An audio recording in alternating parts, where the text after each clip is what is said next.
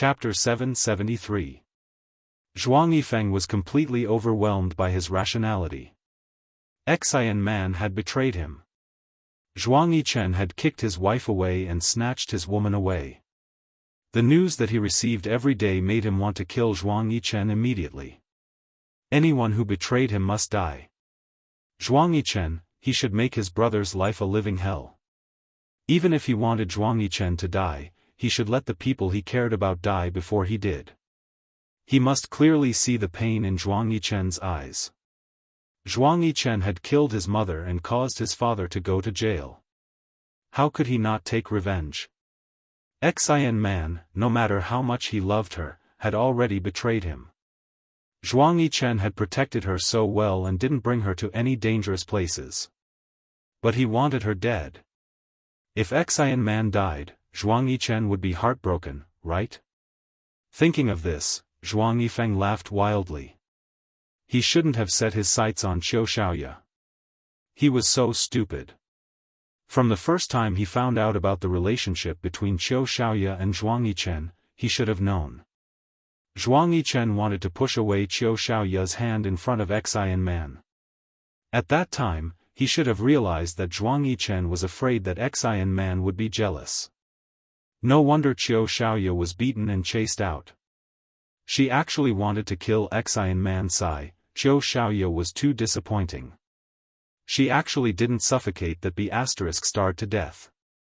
Useless woman. Her man brought another woman into his house, but she didn't even have the ability to kill that B** starved. She deserved to be abandoned. She deserved it. He couldn't even be bothered to look at such a weakling.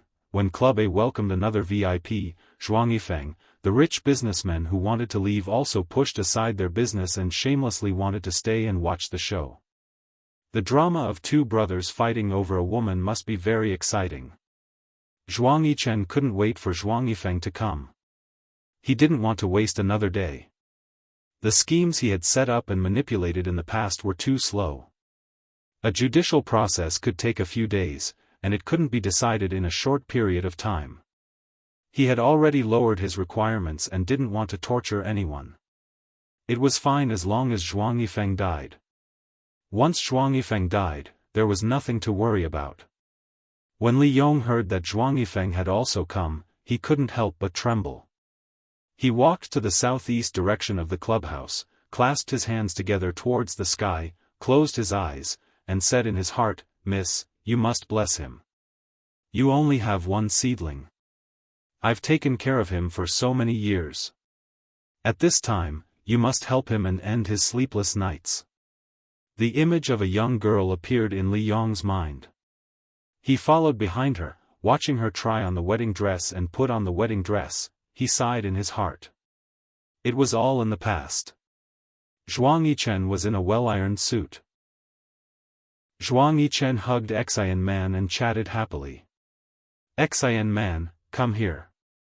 Zhuang Yichen stood less than 2 meters away from Zhuang Yichen and lifted his chin at Xian man. Zhuang Yichen smiled and hugged Xian man even tighter. "Brother, Xiao man doesn't want to go over. She's still my wife. Xiao man said that she wants to divorce you and marry me." Zhuang Yichen turned his head and asked in a low voice, "Xiao man, are you willing?" "Yichen."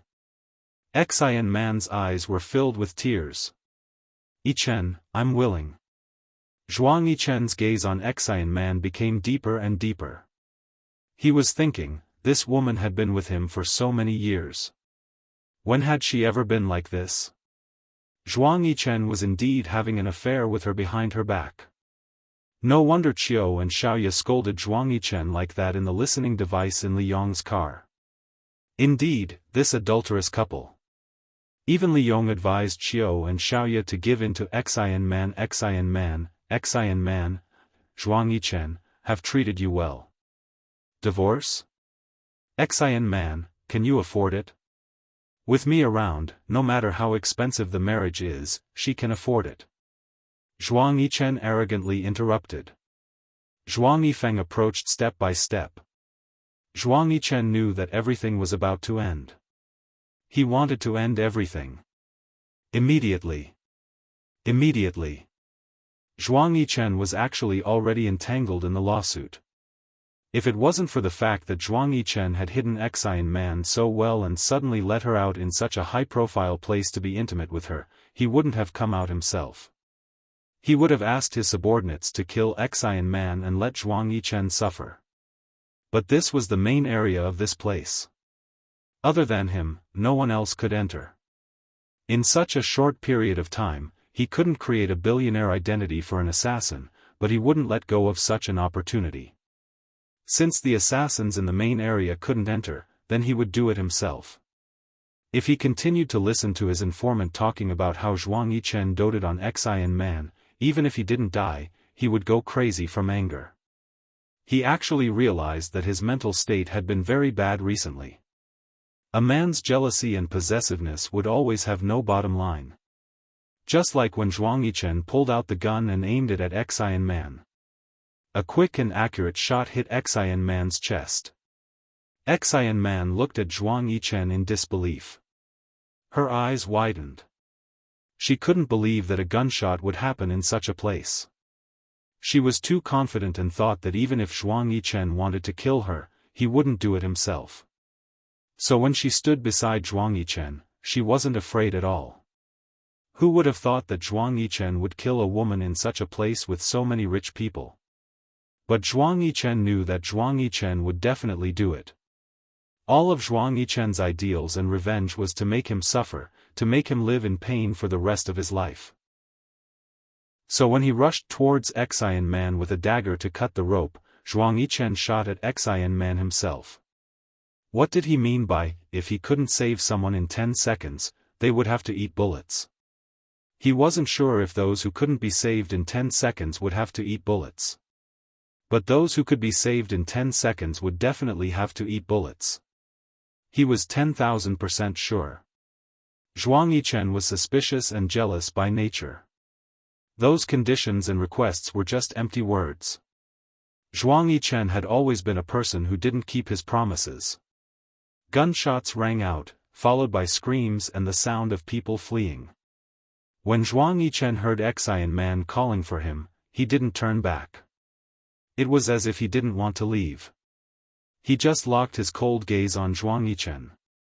As if he had already seen the steps clearly, he turned sideways to avoid Zhuang Yichen's gun. His movements were fast and ruthless. He didn't kick Zhuang Yichen's hand, nor did he chop Zhuang Yichen's wrist with his hand. He had such skills, but he didn't do it. Instead, he grabbed Zhuang Yichen's wrist and let the gun swing around, pointing it in his direction from time to time. Some daring people had already taken out their phones to record a video. They were all worried for Zhuang Yichen. They felt that the gun had no eyes. If it accidentally fired, it could blow up Zhuang Yichen's head and cause his brain to splatter everywhere. Others thought that there were no cameras here, but Zhuang Yichen knew that there would definitely be cameras in the position he was facing. His camera of the unparalleled beauty was also hidden very well. Zhuang Yichen's intention to kill Zhuang Yichen was very obvious. The bullet whizzed past Zhuang Yichen's ears and shattered the wine cabinet behind him. The glass shattered, and the floor was covered with glass shards. However, no one dodged. Zhuang Yichen put himself in a dead end. His finger was stuck on the trigger so that he couldn't pull it, but he kept swinging the gun towards his head. Enchanting Man had already fallen to the ground. Blood stained her lotus-colored dress. Someone called the police and an ambulance, but no one dared to help her. They were afraid that they would be accidentally injured by the bullet. The club's security rushed over. Li Yong heard the gunshot again in the secondary area. He stood in the middle of the main area and the secondary area, where he couldn't get close to. He knelt on the ground with tears rolling down his face. He looked up and shouted sadly, "Miss." Zhuang Yichen pressed on the trigger tightly and leaned against the wine cabinet. Zhuang Yichen once again aimed the gun at Zhuang Yichen's chest. Just when everyone thought that Zhuang Yichen was dead, the gun turned around in an instant. Zhuang Yichen's left chest was shot precisely where his heart was. Although Zhuang Yifeng had already been shot, blood suddenly spurted out and stained Zhuang Yichen's suit and shirt. After a moment of shock, he smiled provocatively and said, "Zhuang Yichen, you can live in pain. Xian man probably won't be able to survive." Zhuang Yichen chopped off the gun that was still in Zhuang Yifeng's hand. He leaned his head forward and whispered into Zhuang Yifeng's ear, "Xian man is your wife. Of course, she should accompany you. My woman is unharmed now." Zhuang Yichen smiled mysteriously. Zhuang Yichen's body, which could barely stand, suddenly shook. He staggered back a few steps and covered his chest that was spurting blood like a fountain. He raised his other hand and pointed at Zhuang Yichen. "You tricked me." Zhuang Yichen refused to admit it. Until now, he still refused to admit it. Not only did he hear everything that happened in Zhuang Yichen's residence every day, but he also had someone reporting to him. How could he be wrong? There were no less than 3 spies in the villa. How could Zhuang Yichen escape his eyes? That day, when the assassin aimed at Xian Man, he clearly saw Zhuang Yichen push Xian Man down and leave Qiu Shaoya at the side. He heard with his own ears that Zhuang Yichen hit Qiu Shaoya for Xian Man. He heard with his own ears that Qiu Shaoya smashed things and scolded Zhuang Yichen as a bastard. He even heard Li Yong sending Qiu Shaoya to get her divorce certificate. At the Civil Affairs Bureau, his men followed Qiu Shaoya. He also said that even at the Civil Affairs Bureau, Li Yong advised Qiu Shaoya to treat Xian Man better and not be too calculative. After all, Xian Man and Zhuang Yichen had been together for many years. How could he be wrong? Qiu Shaoya clearly looked like she was really dumped. His men said that when Qiu Shaoya came out of Qingfeng Garden, she was as thin as a ghost. Her hair was messy and her face was dirty. Her eyes were swollen and bruised. She even asked him if he wanted to get rid of Qiu Shaoya. A woman who was tortured by Zhuang Yichen to such a state should be his friend. How could he get rid of her? Zhuang Yichen must be lying to him. He looked at Zhuang Yichen's cold lips and shook his head. "I don't believe you. Zhuang Yichen, I don't believe you. You installed more than 30 listening devices in my house and every car. You even asked so many people to follow Uncle Li. If I didn't do that, how could I repay your kindness? Zhuang Yichen, you've been playing with me since it rained that night. Do you think I don't know you? Even if you wanted me to die, you would kill the most important person to me before I die. Uncle Li, you won't succeed so easily. He guards against you like he's guarding against a wolf. He always has a high sense of safety." Zhuang Yichen patted his sleeves. "Forget it, I'll call an ambulance for your wife. Isn't it better if she can't be saved? Then you won't be lonely." Beauty novel, Xinwu 799.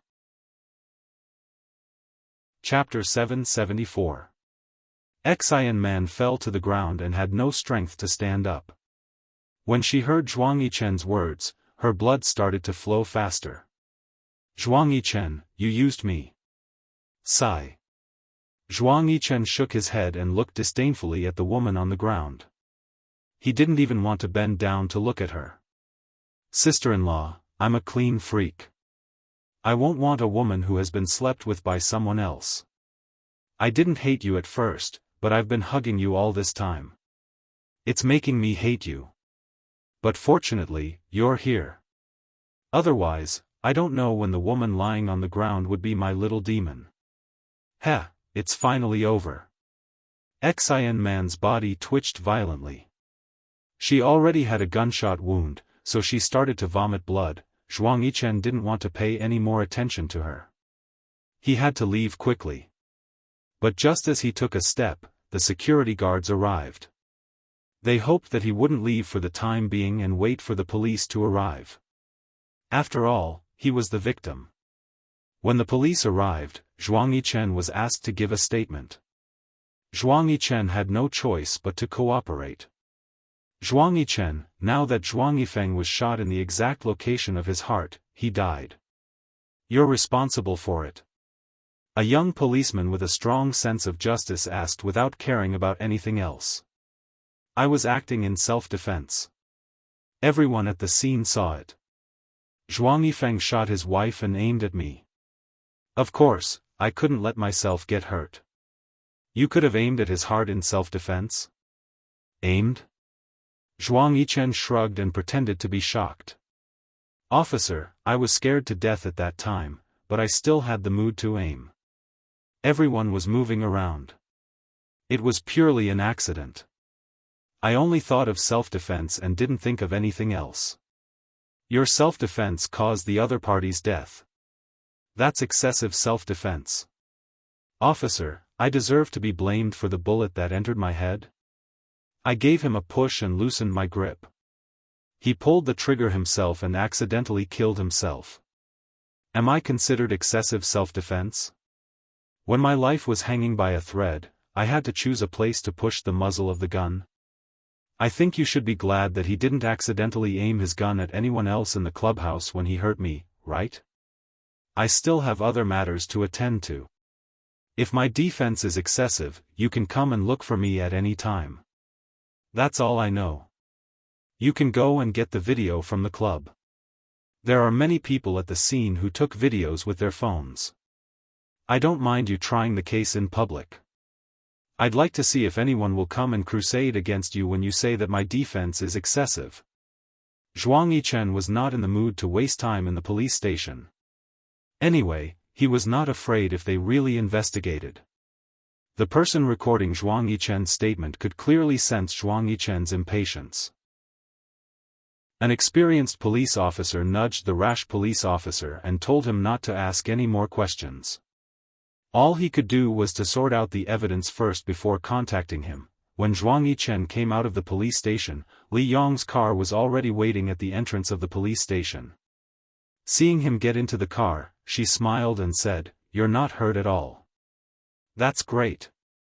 Uncle Li, you're worried." Zhuang Yichen picked up the clothes in the car and changed out of the dirty clothes he was wearing. He drove the car to a trash can and threw the dirty clothes in. "I knew Miss wanted to protect you. Uncle Li, you keep calling my mother Miss and me young master. You're messing up the seniority."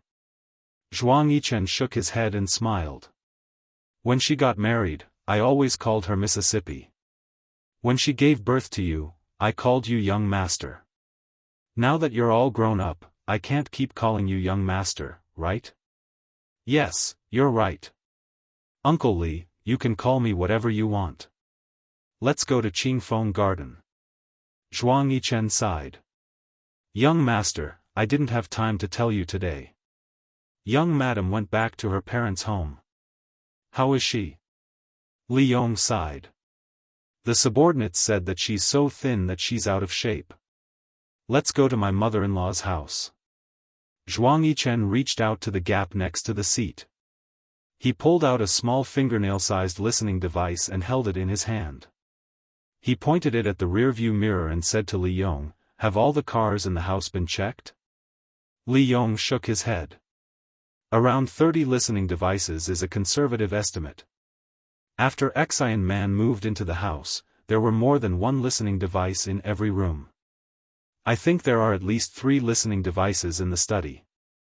Zhuang Yichen sighed and rolled down the car window. He threw the listening device out and closed the window. He raised his head and leaned against the pillow. "Uncle Li, when you see Xiaoyao later, help me talk to her. I just sorted out my thoughts. In front of her, it's easy for my ability to express myself. I'm afraid I'll say something wrong." Li Yong looked at Zhuang Yichen and comforted him, "Young madam will understand.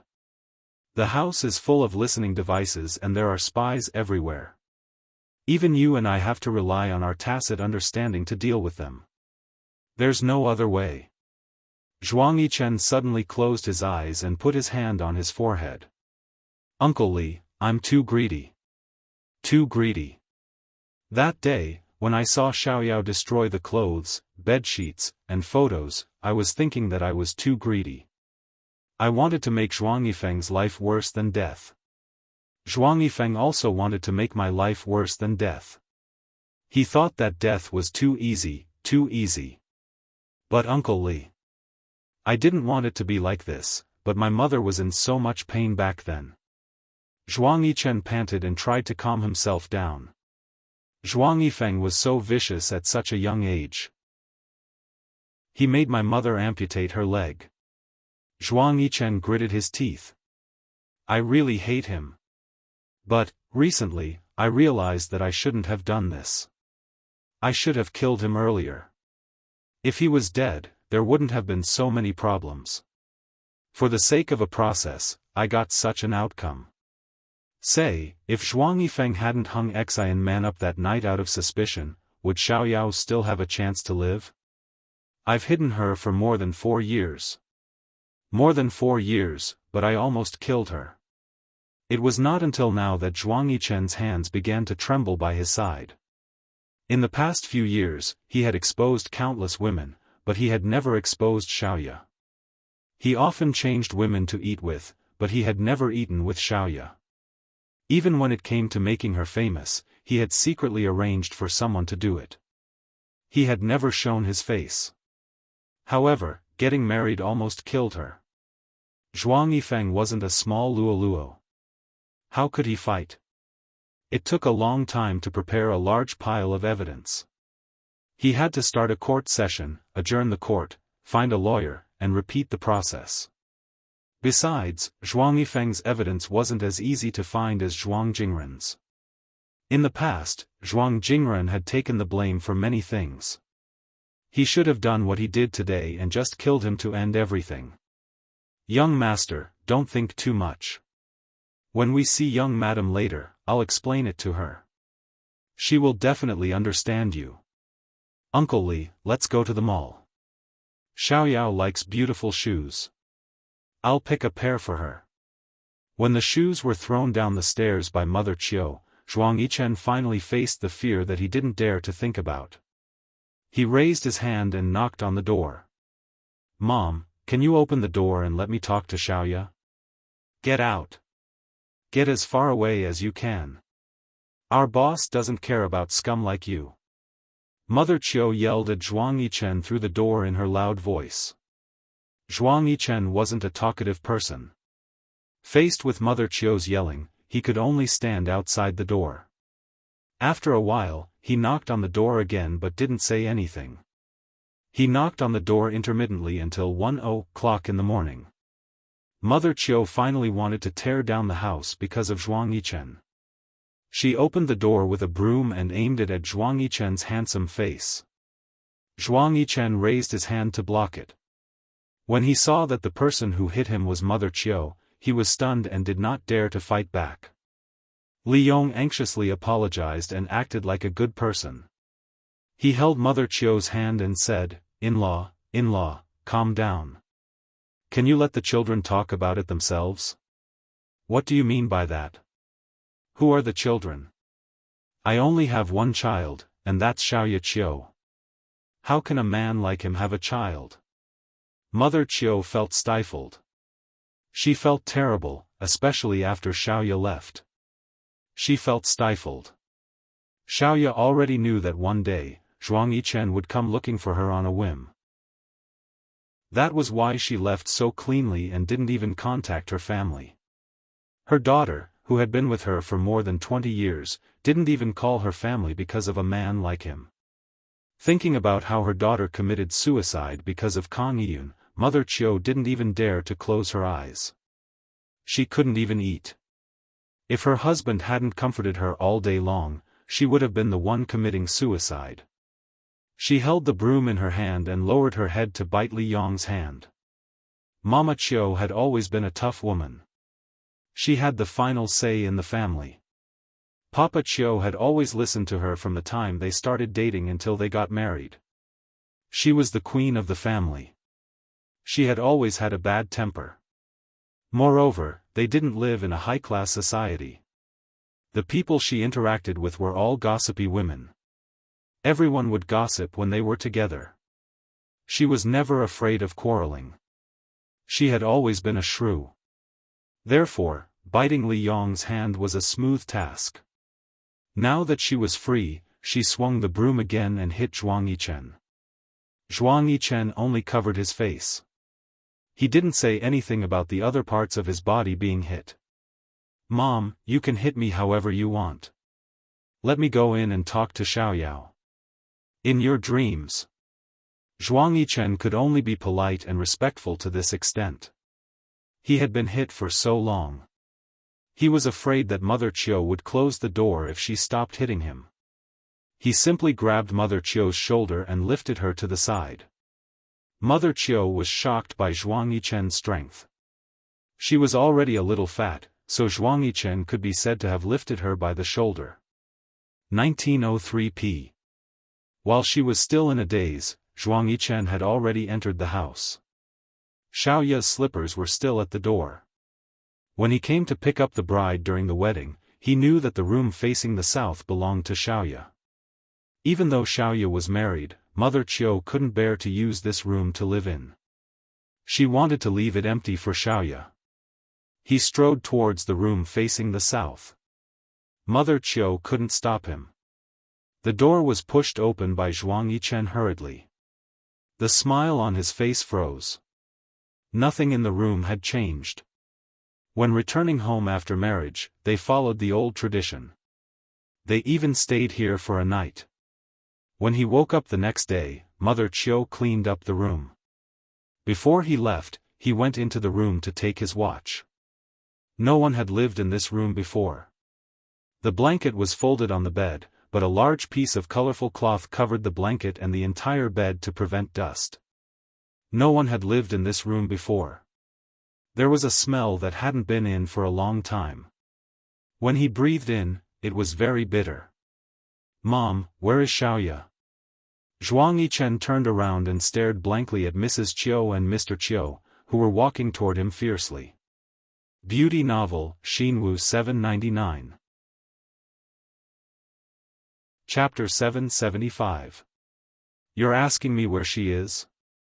Qiu Yichen's mother picked up a stool and threw it at Zhuang Yichen. Zhuang Yichen stood where he was and barely caught the stool with his shoulder. Li Yong shouted, "Young master." When he rushed over, it was already too late. Zhuang Yichen grunted but did not dodge. His eyes were bloodshot. "Mom, where did Xiaoya go?" "I don't know." Qiu Yichen's mother, Wah. She sat down on the ground like a shrew who had just finished a quarrel. However, the tears in her voice were not the killer move of a shrew. Instead, they were unconcealable sorrowful cries. "I don't know. Where did my boss go? She won't tell me." Qiu Yichen's mother's sorrowful voice echoed in the house. It was as if she had lost a loved one. She did not want to cry like this, but where did her daughter go? Where was she? Was it safe to carry the money with her? Would she meet bad people? All these questions made it difficult for her to control herself. Zhuang Yichen was frightened by Qiu Yichen's mother's cries. He was extremely flustered. From what he could tell, this was not an act. It was as if all the cells in her body were being torn apart. He felt as if all the cells in his body were being torn apart. "Leave. You're not welcome in our house. If you don't leave, I'll call the police." Qiu Yichen's father was never one to argue. He wiped away Qiu Yichen's mother's tears as he yelled at Zhuang Yichen. When Zhuang Yichen went downstairs, the pair of shoes had already been picked up by someone. It made sense. Xiaoya had always liked gorgeous shoes. A pair of shoes cost tens of thousands of yuan.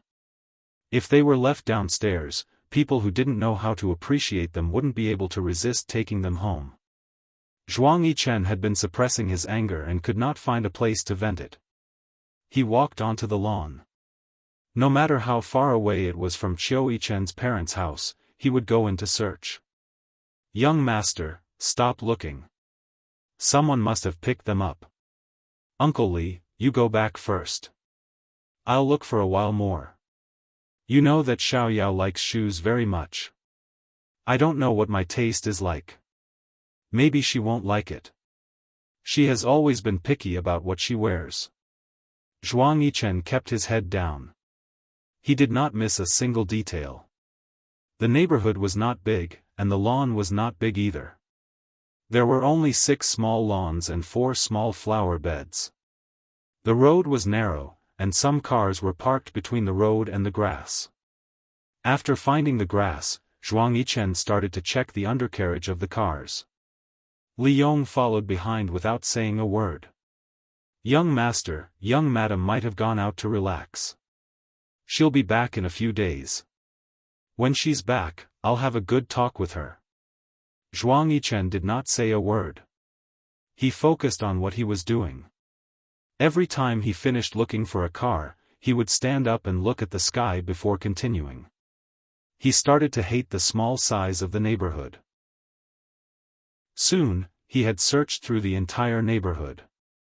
Although it was early spring, the night was still cold. Li Yong found a flashlight. The light from the flashlight was surrounded by clouds of fog, but the cold air did not freeze Zhuang Yichen. Instead, he was sweating because of his constant walking. The sky was already bright.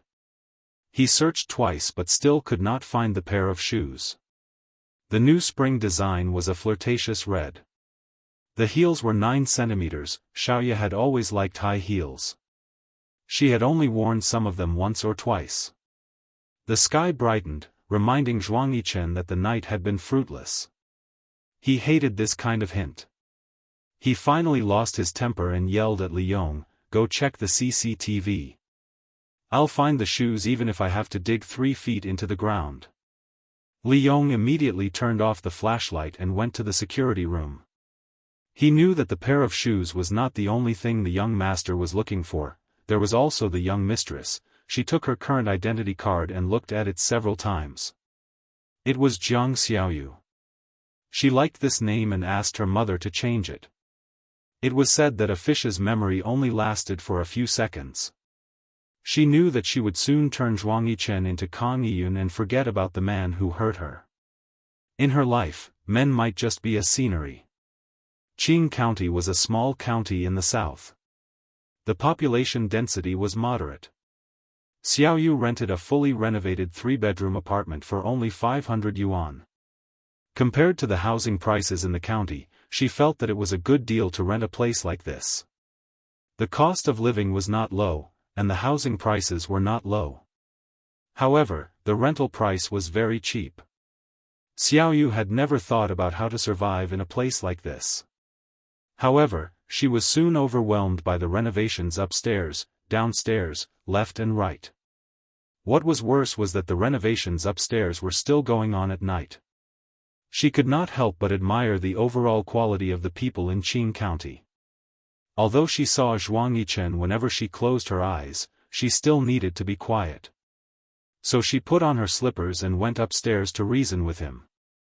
When the door opened, it was a fat lady in her 40s. She had a gold chain around her neck, a gold chain around her wrist, and a gold ring on her finger. Her earrings had already stretched out her earlobes. "Who are you looking for?"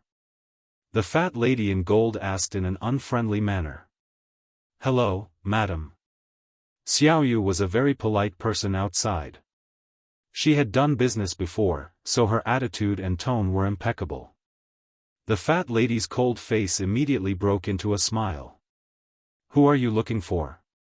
"Madam, I live downstairs. The renovation of your house is giving me a headache. Can you move the renovation to the day?" Just as she smiled, the fat lady immediately became unhappy. "I'm not free during the day. If these guys aren't supervising the work, they're dawdling. I'm paying them by the day. If other houses have people guarding them, they would have moved in long ago. My house has been doing the curtain holes for 10 days. Xiaoyu sighed. She knew that it was useless to argue with people in a small county. She had lived in a small county when she was young. She could not complain about everything. "Why don't we do it this way? I'll help you supervise tomorrow. You don't have to renovate at night." The fat lady was a little suspicious of Xiaoyu's intentions. "You?" Xiaoyu smiled. "You don't have any valuable items in your house. Are you afraid that I'll remove your tiles one by one? I'm afraid your renovation team won't agree to it, right? You don't look like someone who's greedy for petty gains. I don't like to take advantage of people either. If you supervise me, I'll give you $100 a day. However, you have to help me monitor the quality and ask them to finish as soon as possible. Xiaoyu did not expect to meet such a generous person. She was overjoyed. Deal. My surname is Jean. You can call me Sister Jean. Xiaoyu was stunned for a moment. She really liked Jean. She smiled and extended her hand. Sister Jean. The two of them shook hands, one fat and one thin. Xiaoyu had bought a sewing machine while she was supervising the construction. After looking at the renovation drawings of Sister Jin's house, she had bought some fabric from the internet. Upstairs, the electric drill made a puff, puff, puff sound. Downstairs, her sewing machine also made a puff, puff, puff sound. That way, she would not find the noise downstairs annoying. Every once in a while, she would go upstairs. When the renovation upstairs was completed, Xiaoyu gave the curtains that he had made to Sister Jean. The main curtain was luxurious and the fabric in the small room was different according to the color of the renovation. There was a warm and small room, and there was also a beautiful and dreamy one. Sister Jean was so happy that she could not close her mouth. Oh my God, these are the best curtains I've ever seen. They're as beautiful as the curtains in the houses of the millionaires on TV. They've improved my taste in the house. Xiaoyu, I have to pay you for this. How can we make such curtains here? Look, you've prepared one for me in every room. No, no, I have to pay you, Sister Jean said as she rummaged through her handbag. When Xiaoyu saw that Sister Jean liked the curtains, he ran his fingers through his hair and held onto Sister Jin's arm. Sister Jean, this is just a token of my appreciation for your housewarming. It's really free. If you really think that I've done a good job, please introduce some clients to me. But as you can see, the fabric and quality of my curtains are different from the ones outside. The cheaper ones outside. Xiaoyu scratched his head awkwardly. Sister Jean patted the hand on her arm and pursed her lips, causing the flesh on her chin to show. Do you think that Sister Jean doesn't know what's good for her? I'll introduce some clients to you tomorrow. I'll take pictures of the samples at home and show them off tomorrow. If they want cheap goods, I'll get them to buy them from the market. How can they be worthy of Xiaoyu's curtains? After Xiaoyu and Aunt Jean made friends, the clients came to them one by one. Although the curtains were very expensive, there was still a market for them. It was just 2 pieces of cloth, but through Xiaoyu's hands, they could produce a different effect. She was willing to use cloth, buy good accessories, and choose the fabric beforehand. Moreover, her curtains were decorated in the same style as the clients' homes. Sometimes, she was even responsible for matching the decorations and hanging the paintings in the clients' homes. Therefore, even though Xiaoyu's curtains were expensive, there were still people waiting in line for her. She was still waiting. Sister Jean suggested that Xiaoyu open a shop and hire a few more people so that she would not be too tired. However, Xiaoyu refused. Initially, she wanted to go out and find something to do. But now, she realized that it was better not to open a shop and she could make a lot of money. Sister Jean saw that Xiaoyu was single and she was good-looking, not to mention her temperament. Hence, she wanted to find a boyfriend for her. However, the businessmen in her circle were either as old as her or as fat as her. She always felt that such people were not worthy of Xiaoyu. On this day, Sister Jean introduced another client to Xiaoyu. It was the home of a 70-year-old lady. Sister Jean said that money was not a problem. The important thing was that the old lady had a strange temper. Xiaoyu would not refuse to do business with money. Moreover, the people that Sister Jean introduced had always been reliable. Hence, she went to see the style of the house. The doorbell rang. The person who opened the door was probably the housekeeper. The housekeeper was dressed very well and looked like a housekeeper who had lived in a big city. She also spoke very modestly and did not seem like someone from a small town. "Miss Jiang? Hello, is Granny Sue home?" The young master came back from the provincial capital to visit Granny Sue yesterday. The two of them went hiking early in the morning and will only be back after a while. "Come in. Granny Sue said that you can do whatever you want after seeing the style of the house." "Okay." Xiaoyu took off her shoes at the door and changed into the slippers that the housekeeper handed to her before entering the house. Beauty novel, Xinwu 799. Chapter 776. Xiaoyu entered the room and asked about the old lady's preferences. She took out a small tape measure and asked the nanny to help her take the measurements. "Miss Jiang, you're really good at cooking. It's rare to see a young lady as beautiful as you," the nanny said as she chatted with Xiaoyu. "I'm just making ends meet." "There's nothing good about it," Xiaoyu replied modestly with a smile. The nanny shook her head. "That's not the case. Mrs. Jean was a picky person. She would tell everyone that you're good at cooking and that you're a good person. You're not like those girls nowadays who are so impetuous. Let me see, you do look like one of them." Xiaoyu thought to himself, that was when I was impatient. Sister Jean just didn't see it. At her age, she has experienced 2 life-and-death relationships. How can she still be impatient? Her heart is probably as calm as still water. Sister Jean is a little biased towards me. Naturally, she would have her own feelings. It's just a little exaggerated. It was a little tiring to talk to this 40-year-old nanny. The nanny spoke in an old-fashioned tone. Xiaoyu wondered what kind of master had taught her to speak in such a tone. There were not many curtains in the house with 3 bedrooms and 2 living rooms. Xiaoyu took the measurements very quickly and wrote down the measurements of all the windows in her notebook. She then took out her phone and asked the nanny, "Auntie, I'm just taking photos out of habit. I'll go home and see how I match the colors. Does Granny Sue mind?" "It's okay." The old lady said that the person recommended by Mrs. Jean must be reliable. "If you want to take photos, just take them. Just don't take them in front of the old man's portrait." Xiaoyu had already seen the black and white photo hanging in the middle of the living room. There was even an incense burner table. There was not a single speck of dust on it. It was obvious that they had taken good care of it. She was not interested in those things at all. "I won't." "Don't worry, Auntie." After taking the photos in the living room, Xiaoyu went to the bedroom. She had always been very serious when it came to fabrics. In the past, she used to make custom-made clothes. Now that she was using custom-made curtains, she felt that they were all the same. Zheyin quickly passed the dishes to Xiaoyu. "It's time to make lunch." "Okay, Grandma, take a rest."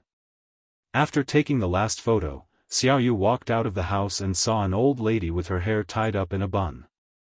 She was drinking from a very old teacup. There were a lot of old things in the house, so she was not surprised at all. At first glance, it was obvious that it was something with commemorative significance. Seeing how respectful the housekeeper was to the old lady, Xiaoyu bowed slightly at the old lady.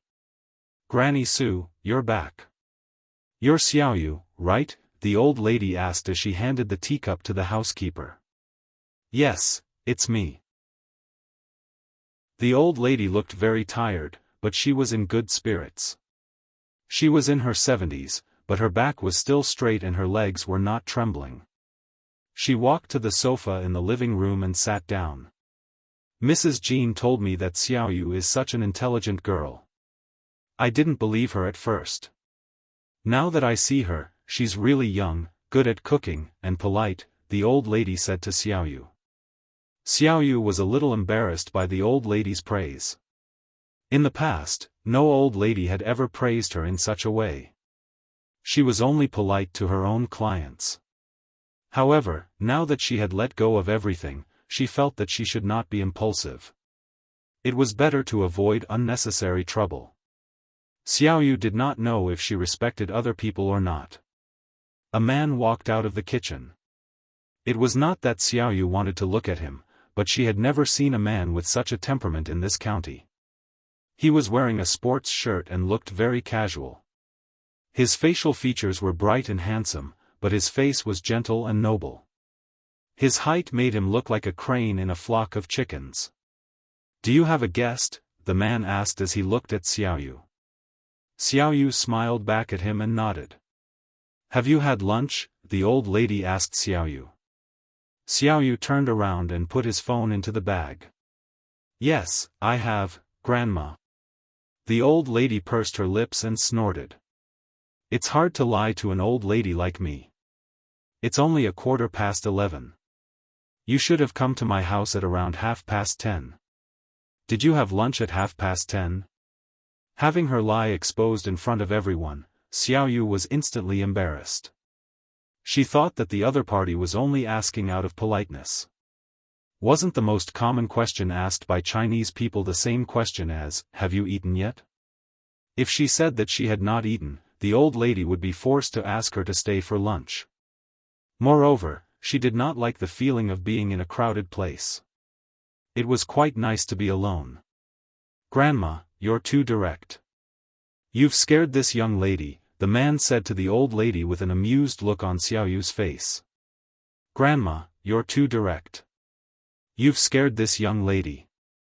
It's none of your business." The old lady glared at the man. "Su Zhiyan, don't think that you can judge me just because you live in a big city. You're not allowing me to speak the truth, are you? It's only because your grandfather is no longer around. If he were around, would he allow you to bully me like this?" As the old lady spoke, her eyes started to redden. Xiaoyu felt a headache coming on. At the end of the day, she was the one who was at fault. Su Zhiyan hurriedly walked to the portrait in the hall, put his hands together, bowed, and muttered, "Grandpa, your grandson is unfilial and offended Grandma again. Please don't blame me. Your grandson promises that he will never bully your wife again. Your wife is right. She will always be right." The old lady finally smiled. "It's good that you know to admit your mistake. Xiaoyu, hurry up and cook some food for Xiaoyu." "This Xiaoyu? Fish food?"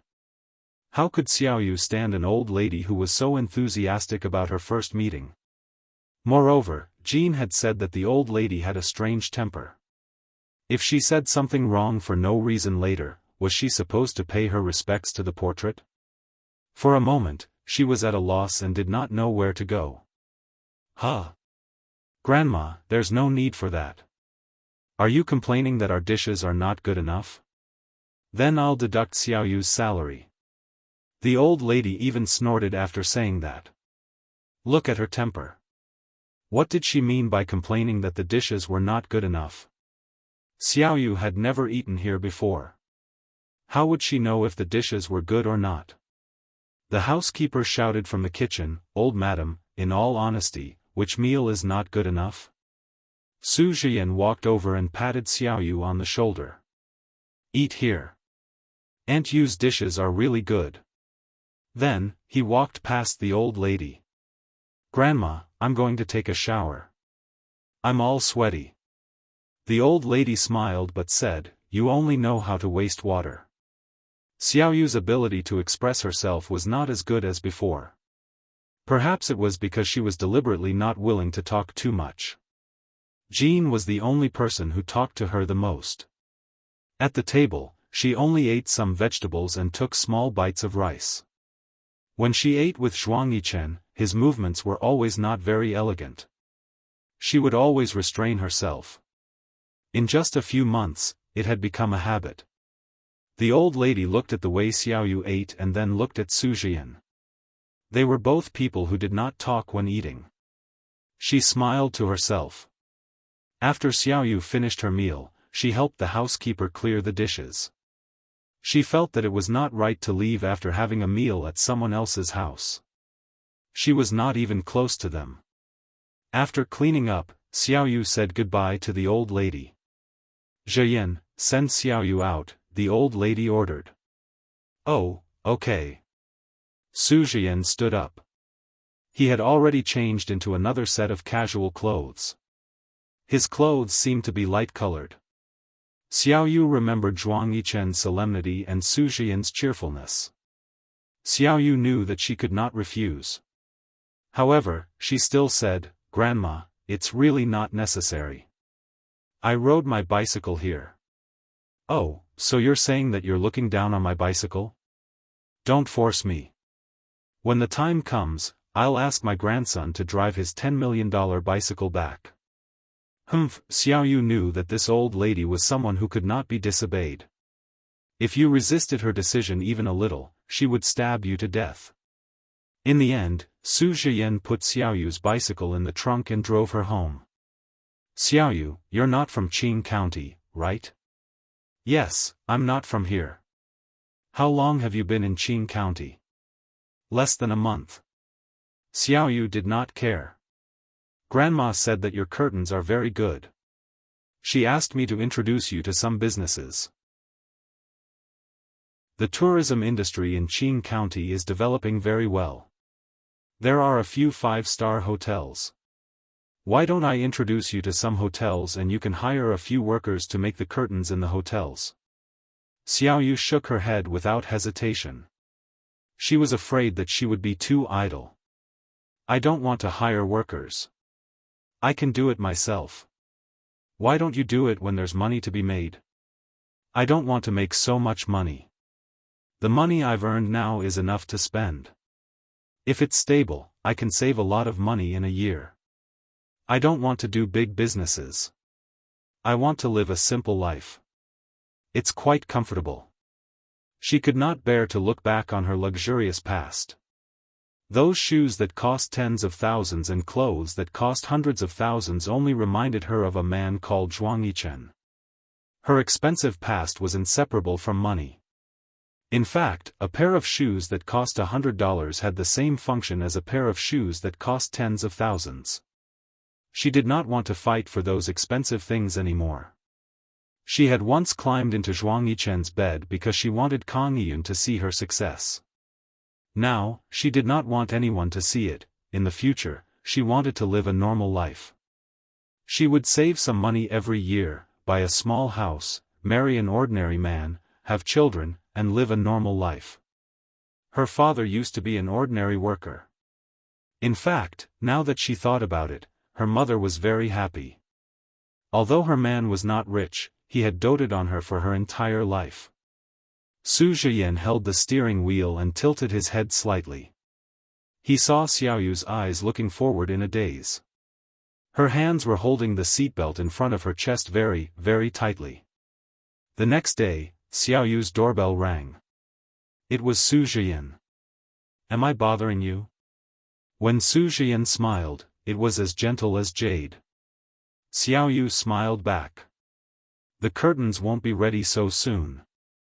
It'll take about 5 days. I'll send it to Grandma Su when it's done. Grandma asked me to bring a jade to Ms. Jean and ask her jewelry shop to make a chain for it. She's not around. I called her and she asked me to wait for her at your house. Is it convenient? Come in." Xiaoyu opened the door. Beauty novel, Songshu 566. Chapter 777. Xiaoyu poured a glass of water for Su Zheyan, then sat in front of the sewing machine and focused on making the curtains for her client. Su Zheyan didn't say much. He sat quietly on the sofa and listened to the tap tap tap sound coming from the room. Things like mobile phones were very useful at this time. They could go online and check Weibo. Xiaoyu only stopped working when someone knocked on the door and went to open it. It was Jean who greeted her with a bright smile. "Xiaoyu, is young Master Yan here?" "Yes." In a place like the county, it felt like flattery to hear someone call him young master.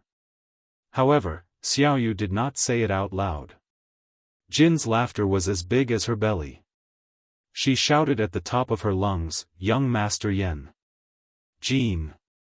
Su Jian stood up and walked into the hall. "Grandma asked me to come and look for you." I know. Jin opened a gold shop. As a businesswoman, she welcomed guests from all over the world with a smile. Even if it was just a small chain, she was as affectionate as she was when she saw Su Jian. Su Jian took out the small box and handed it to Jin without opening it. Jin opened the box and picked up the peach-shaped jade pendant. She looked at it under the light and exclaimed, "It's a high-quality emerald of the glass species." Su Jian said calmly, "I'm not too sure. Anyway, she asked me to trouble you to make a chain for it." Okay. By the way, have you had dinner?" Before the two of them could say anything, Jin immediately said, "Let's go and eat. I'm starving." Xiaoyu wanted to decline again, but Jin glared at her and said, "You're just a lazy bum. Do you want to eat instant noodles to solve your problems? Don't think that you can ruin your body just because you're young and beautiful. When you're old and fall sick, you won't be able to treat it even if you want to." "Yes, Xiaoyu. Let's go and eat together. You help my grandma make the curtains and Jin help my grandma make the chain. This meal is on me. If you refuse, I'll lose face." When Su Jian said the last sentence, he smiled faintly and shrugged his shoulders slightly. He seemed to have expected Xiaoyu to reject him, so he said the last sentence. Winter in Sea City was always longer. Even in early spring, it was still warm and cold. Zhuang Yichen was sitting cross-legged on the bed in his bedroom. He was holding a pile of notes in his hand and reading them one by one. There were bank statements, call records from mobile phone, passenger records from the airport, and passenger records from Bus D. She wanted to find a passenger named Zhou Xiaoya from those records, but she couldn't find it. Every day, he would spend a lot of time looking through these things, even if his subordinates had already gone through them. He was afraid that there would be traces of Xiaoya contacting her friends and family, but no matter how hard he tried, he couldn't find any. He threw away a large pile of notes and printed slips, kicking them all over the place. Then, he collapsed. The bedding under her was bright red, with a thick layer of lotus leaves and lace. It was a luxurious European-style palace. This set of bedding was made by Xiaoya herself. He spread out his hands and touched the bedding with his fingertips. Although it was mended, he could still feel the traces. No matter how exquisite the mending was, it couldn't be turned back into something exactly the same. He didn't know that she would be so ruthless as to cut off all the ties between the two of them in the past. She had even deleted all the wedding photos on his computer. His throat rolled, and he quickly closed his eyes. He let out a shaky breath, and then let out a long, shaky breath. There was a pair of fiery red high heels on the bed. He felt the shoes with his eyes closed. That day, he found the shoes. Through the surveillance camera, the security guard, and the neighbor's testimony, he found the occupant. A pair of shoes that had been left outside could be picked up by anyone, but that person didn't want to return them. Uncle Li thought that he would spend money to buy them back. Why would he spend money to buy them back? Those were his things. He bought them for his woman. Did other people want to wear them? That depended on whether they had the ability or not. He made everyone in that household lose their jobs within an hour. He stood in front of their door for an hour, making calls, checking the occupants, and checking the company. He found the shoes that he had bought for her. But he couldn't find the owner of the shoes. He collected the leftover fabric that she had cut in the house and hired the most skilled garment mender in High City. They worked in shifts, and without sleep, they mended all the clothes that she had made for him and for herself. Those suits, shirts, ties, and evening gowns were hung back in the closet one by one. He was still wearing the tie that she had given him, which was also mended. Her evening gowns were long and short, and they were hung in the closet in a variety of colors. However, he didn't know where their owner was. Zhuang Yichen just lay on the bed with his eyes closed. Ever since he entered the room, he hadn't said a word. He pinched the shoes and hugged them to his chest.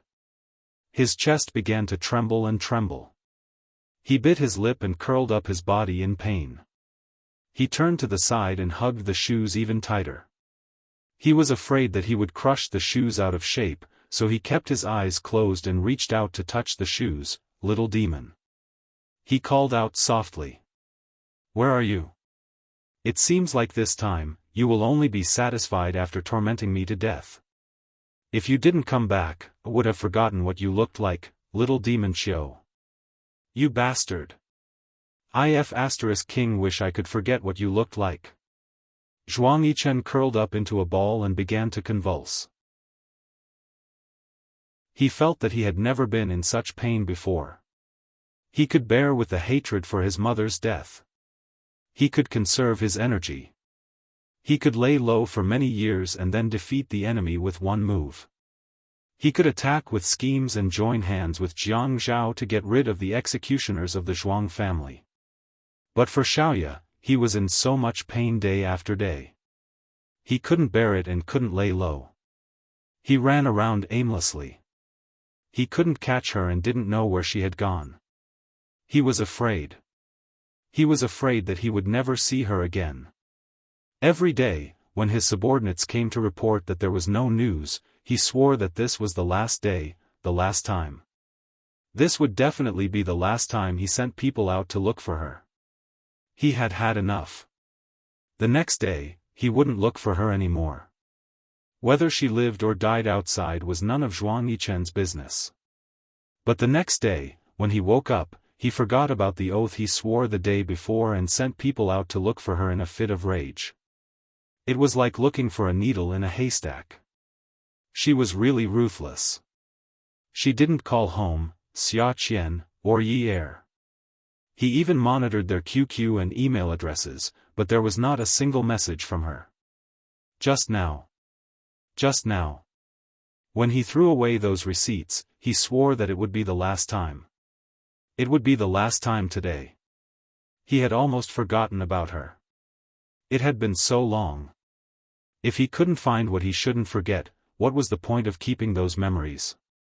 But when he touched the blanket and the shoes he bought for her, he wavered. He moved himself again and said, "Tomorrow. Tomorrow is the last time I'll look for her. If I can't find her tomorrow night, I won't look for her again." He pieced the shredded things back together. He didn't dare to wash them or wear them, but he couldn't sleep if he didn't wear them. In the past few years, he hadn't bought a single piece of clothing himself. All of them had been personally sewn by her. Broken. They were all broken. They were all ruined. He didn't have Jiang Zhao's family. Even though Jiang Zhao's parents were divorced, they still cared for him. He didn't have Qin Fian's family background. The Qin family was the #1 family in Haicheng. What he had was the remnants of the family business left to him by the Zhuang family's grandfather. With just that little bit, he had worked hard year after year to accumulate what he had today. He was one of the wealthiest people in Haicheng. But he had worked hard for all these years. He didn't have the help of his father or the support of his brothers. Now that he was successful and had killed his enemy, he had no one to share it with. He used to have nightmares. In the middle of the night, he would put on his clothes and drive to Qingfeng Garden where he could have a good night's sleep. She never lied to him. He would give her whatever she wanted. Because she never hid anything. Other than Kang Yiyun, it was also because he didn't ask. If she wanted a name, he would give it to her. If she wanted a house, he would give it to her. If she wanted a car, he would give her money to buy it. If she wanted to break up, he would agree. After they broke up, he couldn't find another woman to sleep with, so he continued to pester her. If she wanted to get married, he would agree to it when he was in such a difficult situation.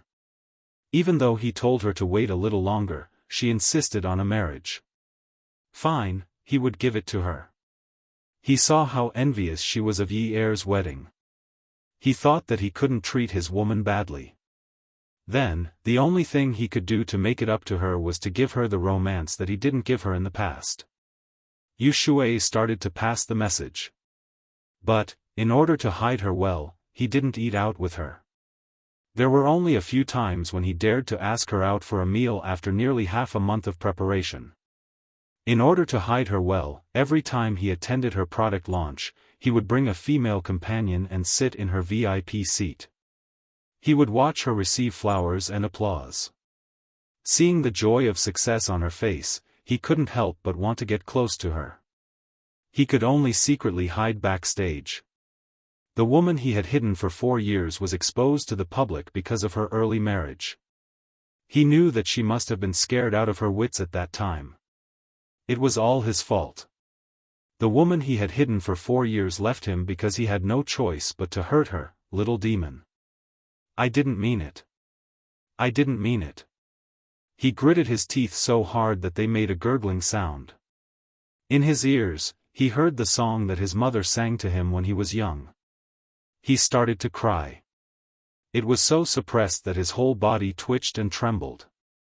He wanted to hold on to something, but he couldn't. Mom, you really don't have anything left to lose. Nothing, you don't have anything left, ******. There was nothing more heart-wrenching than suppressing pain. Zhuang Yichen's pain was something he had never experienced before. He thought that everything was under his control. He thought that nothing would run out of his plan, just like what happened to Zhuang Yifeng. Beauty Novel, Song Shu 566. Chapter 778. He had it all planned out. Although the plan had been brought forward because of his marriage, it was still carried out step by step. Before the servants in this villa were changed, there were spies everywhere, and there were bugs everywhere. He could not touch those spies and remove the bugs. He could only treat Xian Man well and let Zhuang Yifeng know that Xian Man had completely betrayed him. He could only treat Xian Man well and let Zhuang Yifeng transfer all his hatred to Xian Man. At first, he couldn't bear it. After all, Xian Man had never harmed him. But what could he do? Xiaoya had been kidnapped once. She would be kidnapped again. He couldn't follow Xiaoya 365 days a year, 20 hours a day, 60 minutes an hour, 60 seconds a minute. One mistake and his life would be in danger. Between Xiaoya and Xian Man, even if Xian Man had never wronged him, he could only choose to give her up and let Zhuang Yifeng target her. He was indeed cold-blooded and ruthless. But when he saw Xiaoya trying to choke Xian Man to death with a pillow, the blood in his body boiled. He couldn't wait to kill Zhuang Yifeng immediately to end her pain. He had to bear with it. If he couldn't bear it, Zhuang Yifeng would have to be on guard. Once he was on guard, the time to kill him would be delayed indefinitely. But by the time he had settled everything, she had left. He had left without a trace. The cash check expired. She didn't withdraw a single cent and the bank returned it. He had checked her bank card. Her parents-in-law were using it. Her luggage was still in Qingfeng Garden. He tried to open the password lock on the luggage and entered her birthday. No. He entered her birthday. When he saw the password lock open with a click, he knew he was done for. His heart was in so much pain that he couldn't breathe. He didn't know how many more things belonged to her. Just the password lock for her birthday was enough to make him wish he was dead. He opened the luggage. It was filled with her daily clothes. She only brought 3 pairs of her favorite shoes. But she didn't take these things with her. The bed sheets were clean and placed in the cupboard. When he took it out, it still smelled of the sun. It was as if she had washed it yesterday. He opened the drawer in her closet. There were some gift boxes inside. It was a small box with exquisite packaging. He opened it.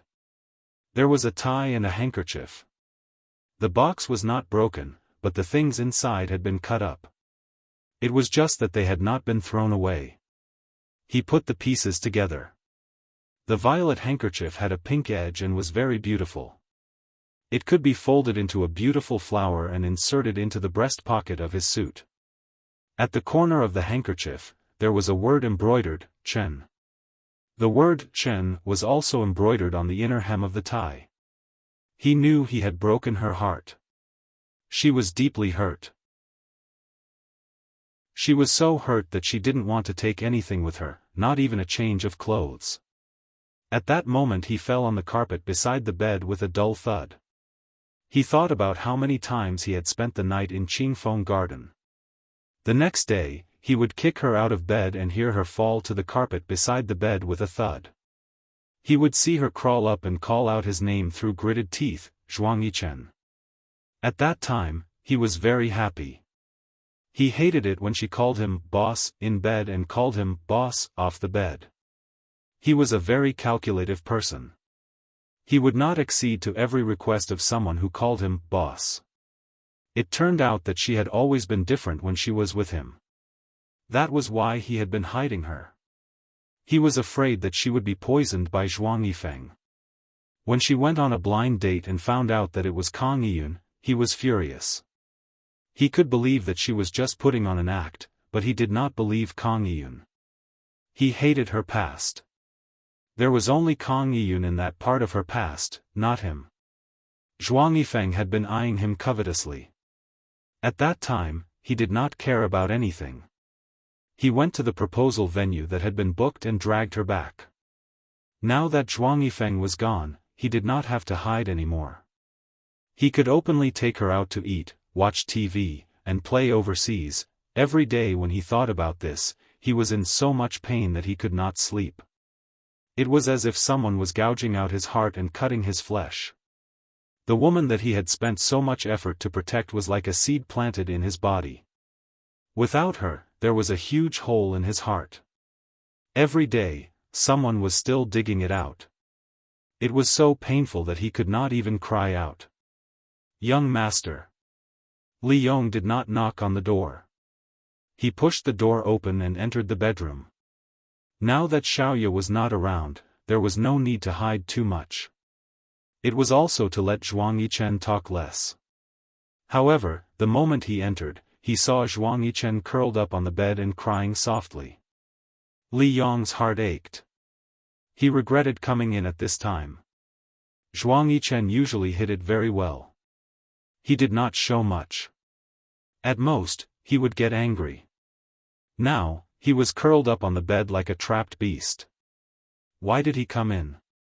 Did he want to deprive a person who had nowhere to vent his pent-up emotions to hide in the room and cry?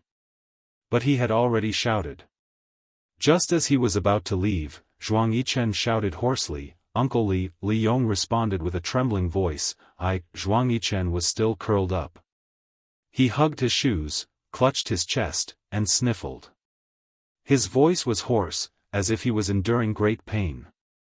He said with trembling teeth, "Uncle Li, I feel terrible. My heart hurts so much. It's useless to massage it." Li Yong stood by the bed, tears streaming down his face.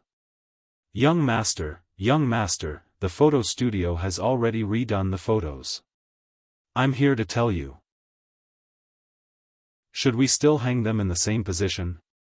When they had taken the photos, Zhuang Yichen had tyrannically demanded that the photo studio delete all the negatives. When the photos were destroyed, Xiaoya's face could not be seen. He had asked Li Yong to call the photo studio to ask for the negatives, but they said that they had already deleted them.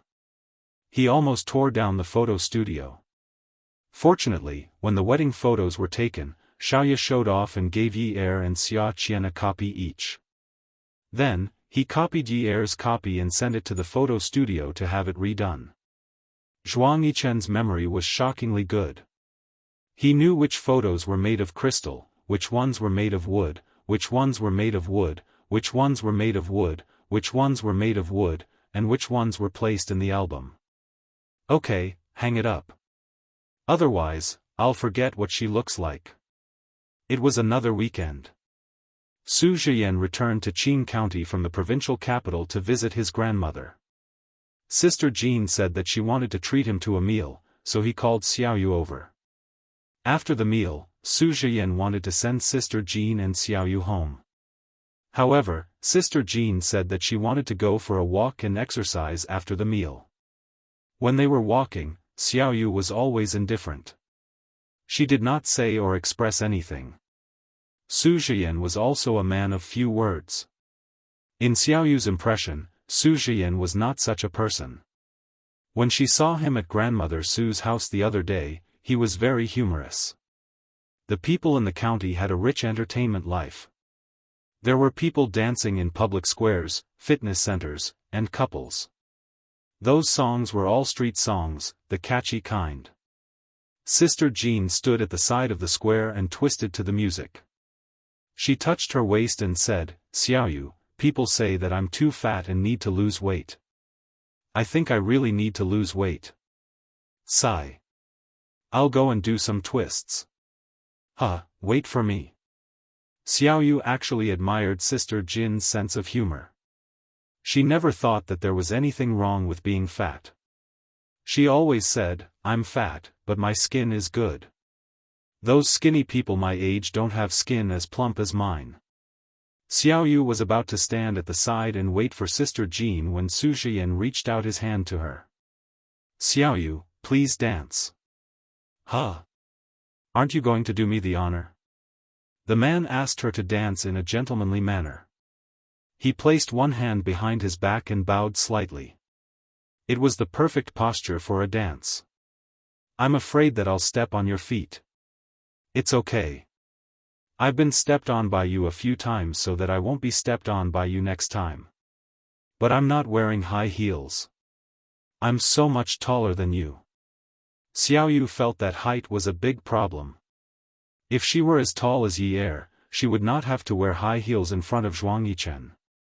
Sigh. She thought that it was wrong of her to link everything to Zhuang Yichen again. Maybe it'll have a different effect. The music in the square stopped, and then it started again. The slow four-step dance was melodious. Soon, the people around them stopped dancing. They looked at the man and woman dancing in the middle of the square.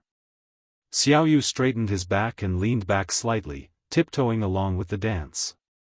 The woman looked quiet and beautiful. However, when she raised her head and puffed out her chest, she suddenly felt cold and elegant. The man was leisurely and handsome. He was as noble as a prince from a fairy tale.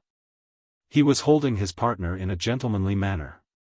The dance steps were perfectly coordinated. Because the male and female leads were a perfect match, even a fancy spin would attract waves of applause. Xiaoyu, actually, the best way to forget a relationship is to jump into another one. Have you heard of this saying before? Su Zhiyan was merely holding Xiaoyu's arm. It was only physical contact, unlike other people who wanted to pull the woman into their arms just for the sake of a pas de deux. His gaze was still looking in front. However, it was faint. Through the music, it reached Xiaoyu's ears. Xiaoyu was shocked. You don't have to hide or forget when you're healing a relationship. When you experience another relationship, you might slowly forget about it. People have to experience a lot of relationships in a lifetime. Some will be broken. When it's broken, there will be hurt. However, life goes on, doesn't it? Su Zhiyan led Xiaoyu around as he spoke in a gentle tone. Actually, you can settle for the next best thing. This time, Xiaoyu really stepped on Su Zhiyan's foot. However, she swore that she did not do it on purpose. Su Zhiyan did not mind. He stopped and held Xiaoyu's shoulder. "Xiaoyu, be my girlfriend. I think you don't have to wait until you've forgotten someone before you can accept someone else." "You? How did you know?" Xiaoyu put down her tiptoes and looked at Su Zhiyan uneasily. She had forgotten that his hands were still holding her shoulders. However, this gentleman only had a gentle smile. Even though it was night time and the lights in the square were not bright, his smile was so gentle. It was as gentle as the early spring sunshine. It was warm and did not hurt. Since the day I sent you home and asked you why you didn't want to earn money, I guessed that you were hurt. Awesome novel, Shinwoo 799. Chapter 779. At your age, the things you make are exquisite and beautiful. You can definitely make a career in a big city. Moreover. Su Jian smiled faintly, but there was a sharp light in his gentle eyes, as if he could see through everything. Moreover, I've already said that I'll introduce you to some business, but you're not willing to accept it. You can make more money easily, but you refuse. This means that you're afraid of being idle. You have exquisite handwork skills and understand design concepts. You're so good in appearance, but you're single. Your eyes are dim and there's a strong sense of melancholy. If you're not injured, then you've encountered a major setback. Seeing that Xiaoyu was in a daze, Su Jian took her hand again and held her waist. He started dancing again. There were no more fancy moves, just simple steps. Xiaoyu, I've been thinking about these problems in the past few days back in the provincial capital. Sister Jean said that you're a loner, but I always feel that there's a fire in your heart that will definitely burn very passionately. Xiaoyu, let's date. Young Master Su, you know nothing about me except for my name. I'm the same about you. Just take it as a joke. Xiaoyu used to entertain guests often, so naturally, she would not blush, run away, or hide like a teenager. She moved along with Su Jian's steps, just waiting for the song to stop. I, Su Jian, 25 years old. My ancestral home is Qing County. I live in Sea City. My grandmother, maternal grandparents, and parents are all alive. After my grandfather passed away, my grandmother insisted on coming back to take care of the house in Qing County. Our family runs a jewelry business. We have a jade processing factory in Yunnan and our own diamond factory in South Africa. Currently, our Su Ji jewelry store is in all the major shopping malls in the country. I've been in 3 relationships, but they ended without any illness. At this time, Xiaoyu pushed Su Jian away in a panic. She had thought about starting a new life. She really had thought about finding a substitute. She had even thought about it. As long as she could forget about Zhuangyi Chen, she did not care whether she hurt anyone or not. The feeling of being alone was not good. However, she did not want to find a rich man. Even if Sister Jean called him Young Master Su, she did not expect him to have such a family background. It turned out that Su Ji jewelry store belonged to Su Jian's family. When they got married, the naked diamond was bought from Su Ji jewelry store. It was a high-quality South African diamond. Xiaoyu. Su Jian caught up with Xiaoyu, who had been silent all this while. Holding her hand, he said, Xiaoyu, what if I told you that during the few days I was back in Sea City, all I could think about was the way you ate without saying a word, the way you lowered your head and made curtains, and the way you held onto your seatbelt and looked straight ahead? Do you find it unbelievable? Xiaoyu shook his head and tried to shake off Su Jian's hand. I just want to live a normal life. Young Master Su, don't disturb me. Su Jian did not let go. I won't disturb your peace. If you like to stay in Qing County, then stay in Qing County. I'll come back every week unless I'm on a business trip. Why reject me so quickly? I'm not interested in rich people.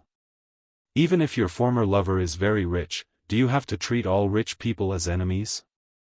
Young Master Su. I have a name. Su Jian was very particular about the way he addressed her.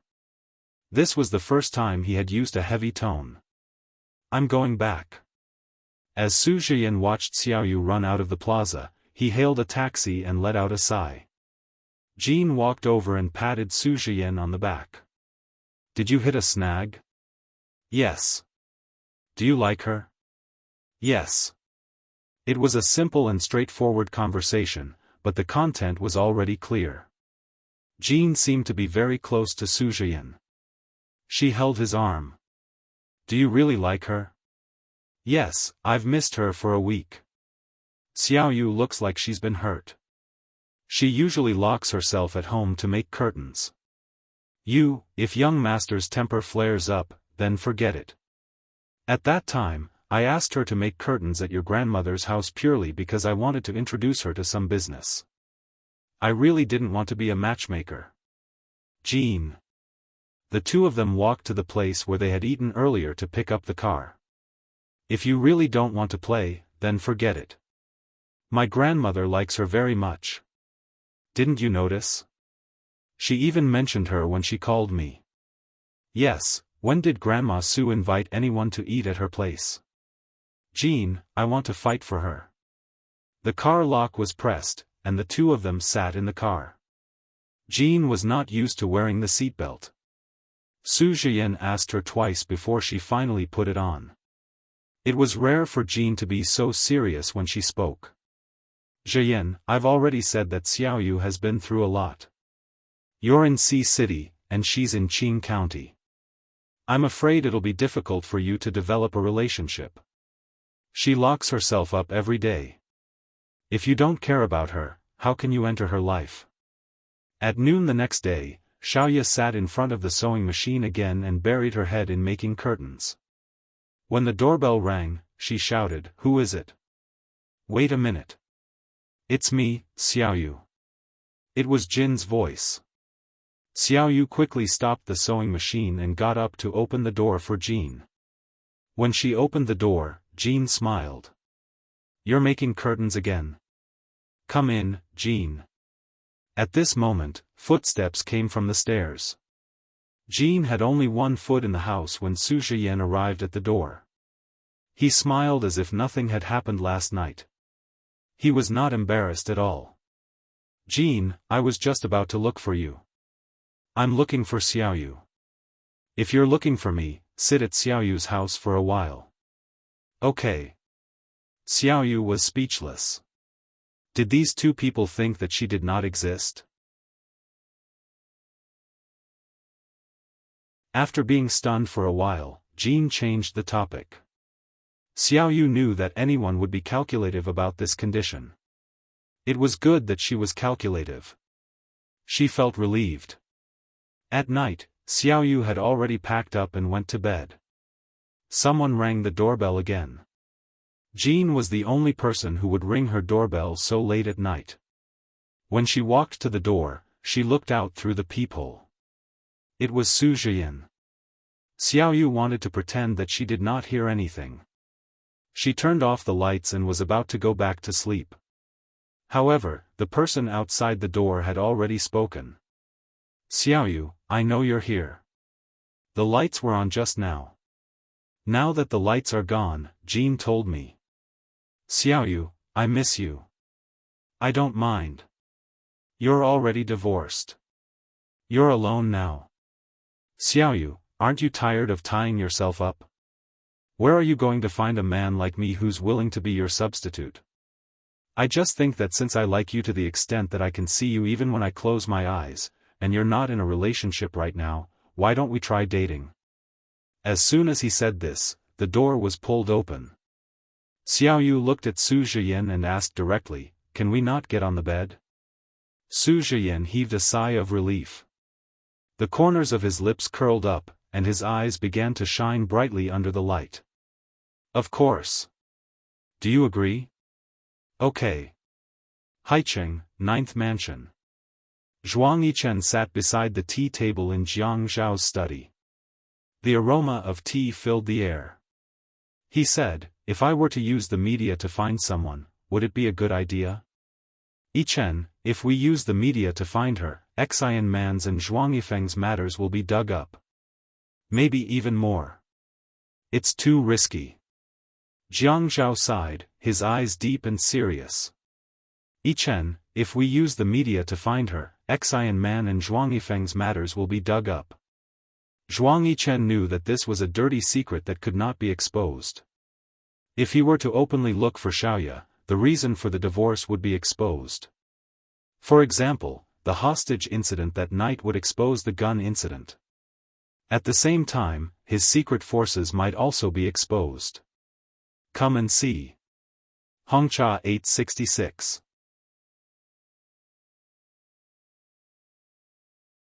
Chapter 780. Everything that happened in the past would be used for hype, especially by people like him. People who like to gossip would never lose interest.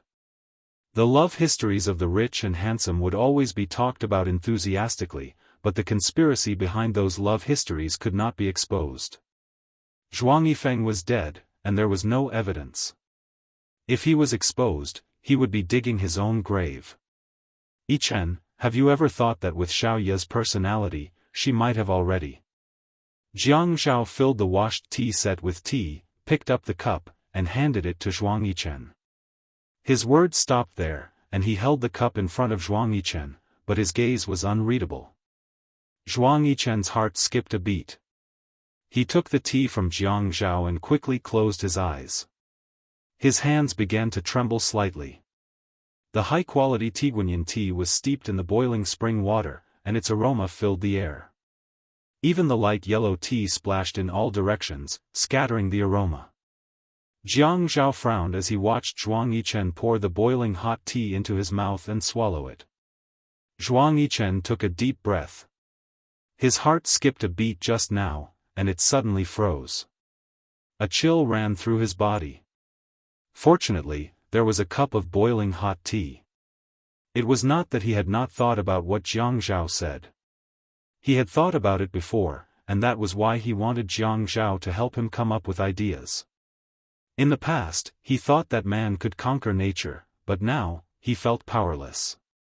He wanted to surrender and admit defeat. He could not stand the futility, hopelessness, and disappointment every day. He knew that if this happened again, he would be in despair. He restored everything. The photos, quilt, shoes, clothes, tie, handkerchief, and the furnishings in the room. Even the skincare products she used, he put them all back in their original position. Just like that. Day after day. He could not hold on for much longer. He was afraid. He was afraid that if this continued, he would either die or go crazy. He had never been tortured like this before. Back then, when Zhuang Yifeng snatched Xian Man away, he did not want to get her back so desperately. He did not even think about it. He did not even take the initiative to look for her. It was Xian Man who felt sorry for him and took the initiative to look for him. He thought that it was probably because he felt that he did not owe Xian Man, so he did not feel anything. But on the other hand, what did he owe Xiaoya? He didn't give her less than Xian Man, but he gave her so much more than Xian Man. What else did he owe her? In the end, he realized that he had abandoned himself and his heart with her.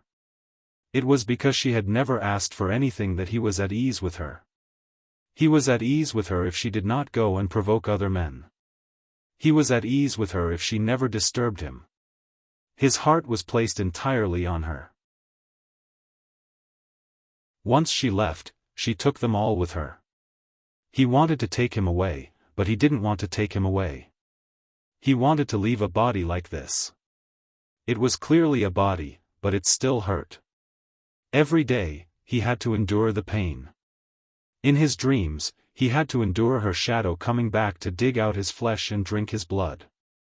He started to be jealous of Kang Yiyun. How much pain did little Ye have in the past for her to want to die? Was it like him now? What he hoped for now was that she did not love him as deeply as she loved Kang Yiyun. She did not want to die because of sadness. If that was the case, he could continue to look for her. How could he not know that with Xiao Ye's personality, she might already have a man? He did not say it, but it did not mean that he did not think about it. After all, he knew that she found him because she was abandoned by Kang Yiyun. Her goal was so clear. She was using him to forget Kang Yiyun. He knew that she would do it. She was actually a decisive person. She wanted to commit suicide for Kang Yiyun. She wanted to be his lover. She wanted to force him to marry her. Every time, she would force herself to the road of death. She forced herself to find a way to live. He knew that she loved him. Otherwise, she wouldn't have wanted to marry him. She wouldn't have wanted to suffocate Xian Man. She wouldn't have even locked the lockbox with his birthday. She wouldn't have cut everything and left nothing behind. She loved him too much. That was why she left so decisively. She did not want to take any memories with her. She was looking for a way to live. She left to find a way to live. He knew it all, but the road in front of him was a dead end. Zhuang Yichen's heart started to hurt again. It hurt so much that his face turned pale. He and Jiang Zhao did not need to say much. The other party could understand. Yichen, how about this? 3 days. I'll use 3 days to get the people from the Industry and Commerce Bureau to find all the registration information of all the clothing companies and factories in the country for you. Xiaoya has a skill. When she left, she did not take her passport with her. Could she have left the country? We'll look for her in the country. We'll start with the clothing line. If it doesn't work, we'll do a big search. If it doesn't work, I'll ask Xue Hao for help. Some of the things in the army are very advanced. Are you afraid that we won't be able to find thousands of Xiaoya Qius? Zhuang Yichen's throat was choked up. He could only nod and take a deep breath. Brother Zhao, thank you. Jiang Zhao had never seen Zhuang Yichen reveal his own predicament and weakness in front of him. He was touched. It's just that I happen to have such resources. It's convenient for you. I also know that you're anxious. Spring came and went. Cold came and went. Time always changed people's situation. The summer in the southern cities was always long. The cold came later. This autumn, the flowers were still blooming. It had been 2.5 years since they left Haicheng. Xiaoyu brought his 1.5-year-old daughter to chase butterflies in the garden in front of the villa. The little girl's hair was very shiny. It was thick and black. It almost reached her shoulders, but it was not tied up. Her face was pink and delicate. The little girl stretched out her little hand and reached out when she saw the butterflies in the garden. She did not run very fast and fell from time to time. However, her gaze was still on the butterflies in the garden that were chasing around the flowers. Mommy, Mommy, Xiaoyu's long hair was draped over her shoulders. She squatted by the flowers and pointed her index finger at the little girl. Her eyes were wide open. Shoo. Baby, shoo. The little girl's eyes were bright. She imitated her mother and pointed her index finger at her mouth. Her eyes were wide open. Shoo, shoo. Baby, shoo. Xiaoyu had a blissful smile on her face. Seeing that another butterfly had landed on the flower in front of her, she carefully held out her palm in an attempt to catch the butterfly. The little girl imitated her mother and stood by the flower shrub, holding out her palm. However, her actions were careless. The little girl laughed and screamed excitedly. Ah! Shoo, shoo, baby, he kept saying. The child was imitating her mother. She picked a sentence and said it many times. It was better if she was noisy. She saw that her mother was serious and wanted to destroy the butterflies. She ran over, scared them away, and continued to chase after them. Yo-yo! Xiaoyu laughed and shouted. Yo-yo ran dangerously and laughed along the way. The reason why it was said that Yo-Yo was running dangerously was because she looked like she was running unsteadily and could fall at any moment. However, she continued to run without any fear. Xiaoyu saw that Yo-Yo was wearing a pink and blue princess dress. She had made a pink and blue spaghetti strap dress herself. Her daughter was mischievous and her mother was as gentle as the wind. Mommy, Mommy, Yo-Yo pointed at the butterflies on the flowers. Mommy, Mommy, butterfly, butterfly. I'm not going to catch them for you. They're bad. Xiaoyu wiped the sweat off his forehead. Yo-Yo suddenly ran toward Xiaoyu. Xiaoyu was happy and reached out to carry her. However, Yo-Yo ran past her and ran into the arms of another person. "Daddy, Daddy, butterfly, butterfly." The man was handsome. When he smiled, the sunlight shining on the garden was gentle and warm. "Baby." He planted a kiss on Yo-Yo's cheek. The sweetness of his doting made the little princess in his arms tremble with joy. The man asked, "Daddy will catch butterflies for baby, okay?" "Okay, okay." "How will baby thank Daddy?" "Kiss," the little princess said in a childish voice.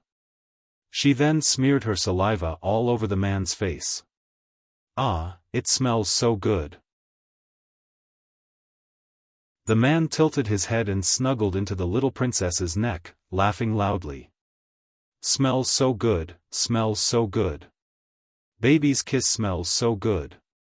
Daddy will catch so many good butterflies for baby."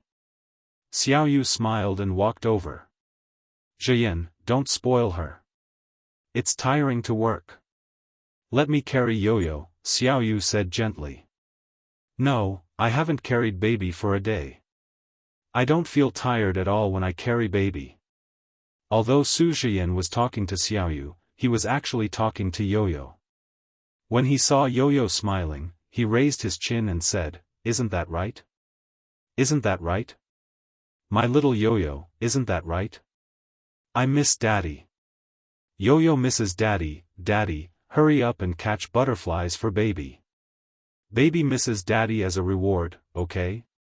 Su Jiyan handed Yo-Yo to Xiaoyu. When Xiaoyu took Yo-Yo, Su Jiyan planted a kiss on Xiaoyu's forehead. "How about you? Did you miss me?" Xiaoyu chuckled. "Yes." "Okay."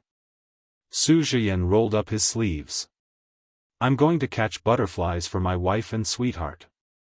Xiaoyu watched as Su Jiyan entered the villa and took a large decorative glass bottle. He then filled it with fresh flowers and placed it on the grass. Then, he went to catch butterflies seriously.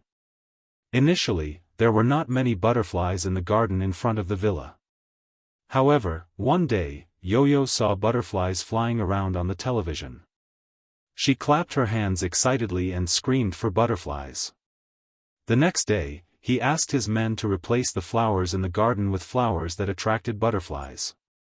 Then, he asked his men to bring a few thousand butterflies home. That day, when he released the butterflies from the box, Yo-Yo ran around the garden excitedly. Some of the butterflies ran away. However, as the flowers in the garden were very fragrant, most of the butterflies stayed behind. She knew what he was thinking. He wanted to give her everything she wanted. A flash marriage. What a thrilling marriage. They had known each other for a week. After she agreed to be his girlfriend, he took out his household register and secretly brought her to get a marriage certificate 3 days later. What was done could not be undone. He said that in this lifetime, he would do something impulsive that followed his heart at least once. And that was to get married for a woman that he missed all the time. He knew that it was a risk, but he wanted to take this risk for once in his life. He said that he did not mind being that person's substitute. After all, life was long. One day, he would be able to make her happy. Every day, he racked his brains to make her happy. He was so good to her. His family was in a mess because of her divorce, but he still persisted. He said that he was taking a risk and was impulsive. However, he was a man. He had to be responsible for his impulsiveness and risk. He persisted not only for the sake of responsibility but also for hope. Only by persisting would they have hope. She thought that God pitied her. He pitied her for being hurt so deeply by 2 men.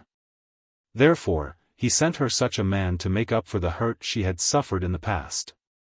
Then, she would be in his arms and slowly forget the pain that was carved into her bones. Come and see. Xinwu 799.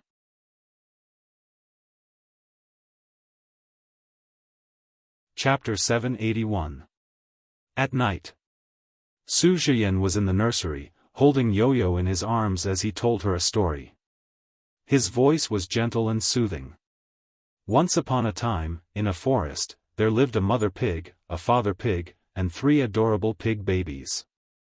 One day, the mother pig felt that the babies had grown up and it was time for them to leave their parents and live independently. She wanted them to build a house of their own, and the eldest one made the first move. Yo-Yo suddenly burst into tears. She hugged Sujian's neck and refused to let go. Tears streamed down her cheeks as she pressed her face against Sujian's. Baby doesn't want to leave daddy and mommy. Baby doesn't want to build a house. Baby loves daddy and mommy. When Xiaoyu heard Yo-Yo's cries, she rushed into the nursery after washing her face. She saw Sujian gently kissing away his daughter's tears as he coaxed Yo-Yo. That's a story, baby. That's a story. Yo-Yo will never leave daddy and mommy. Never. Xiaoyu stood at the door and watched this scene unfold. When she saw her husband coaxing her daughter gently, her heart softened. She heard her husband swearing to their daughter that they would never leave each other. They would never leave each other. Xiaoyu's eyes reddened as she smiled. What's wrong with Yo-Yo? There was a mischievous tone in her voice. She sounded like a children's show host who was in her 30s or 40s. A group of children would surround her and call her sister. Then, she would use her sweet voice to get closer to the children. Her mischievous tone was filled with gentleness. Xiaoyu had never imagined that she could be so gentle. When she saw the child being born on the first day, she opened her eyes weakly and watched as the doctor held the child up. It's a girl. A very beautiful girl. At that time, some of the blood on Yo-Yo's body had been wiped off. However, there were still some blood stains. Xiaoyu watched as Yo-Yo kicked her limbs and closed her eyes. Her cries were clear and crisp. Xiaoyu had never felt that there was such a voice in the world. It was so mesmerizing and it surpassed all other voices. Xiaoyu had heard children crying in the past, but she did not like it. However, when she heard Yo-Yo's first cry, she thought that she had been moved by Yo-Yo's cries and was moved to tears. Later on, she could not hear the sounds clearly, but she always remembered that this was her child. Every piece of flesh and blood in this child's body was supplied by her. Invisible to the naked eye, the jingzi and ovum collided with each other in her body, turning into small pieces of flesh the size of fingernails. Then, they grew separately. Yo-Yo had small hands, legs, and a head. When she was in her stomach, she turned around and covered her face. There was a video of her playing in the ultrasound. Yo-Yo pushed her belly so high and so big that she had to bend her back when she stood up and when she sat down. She was tired, but the moment Yo-Yo landed on the ground, she felt that her tiredness was all worth it. Now that she had Yo-Yo, her gentleness was born from her bones. She had never been so tolerant and patient, even if that child had made her angry countless times and made her so angry that she wanted to hit her. However, she still held it in. She thought that this was her child, a child created by her cells. How magical! Although this child was infuriating, she thought that sometimes she would smile at her with a face full of innocence and innocence. Xiaoyu finally understood that the purest thing in the world was not the air in Xizang, not the cloudless sky, and not the distilled water. It was the child. It was Yo-Yo who had been cleansing her soul, making her feel no more hatred and resentment. It made her realize that there was a kind of sacrifice that did not care about returns or consequences. It was selfless and without resentment. Mommy, Yo-Yo hugged Su Zhiyin as she looked at Xiaoyu with tears in her eyes. Mommy, oh, baby. Xiaoyu climbed onto Yo-Yo's bed and slept on the other side of her. She hugged Yo-Yo together with Su Zhiyin. Baby, what's wrong?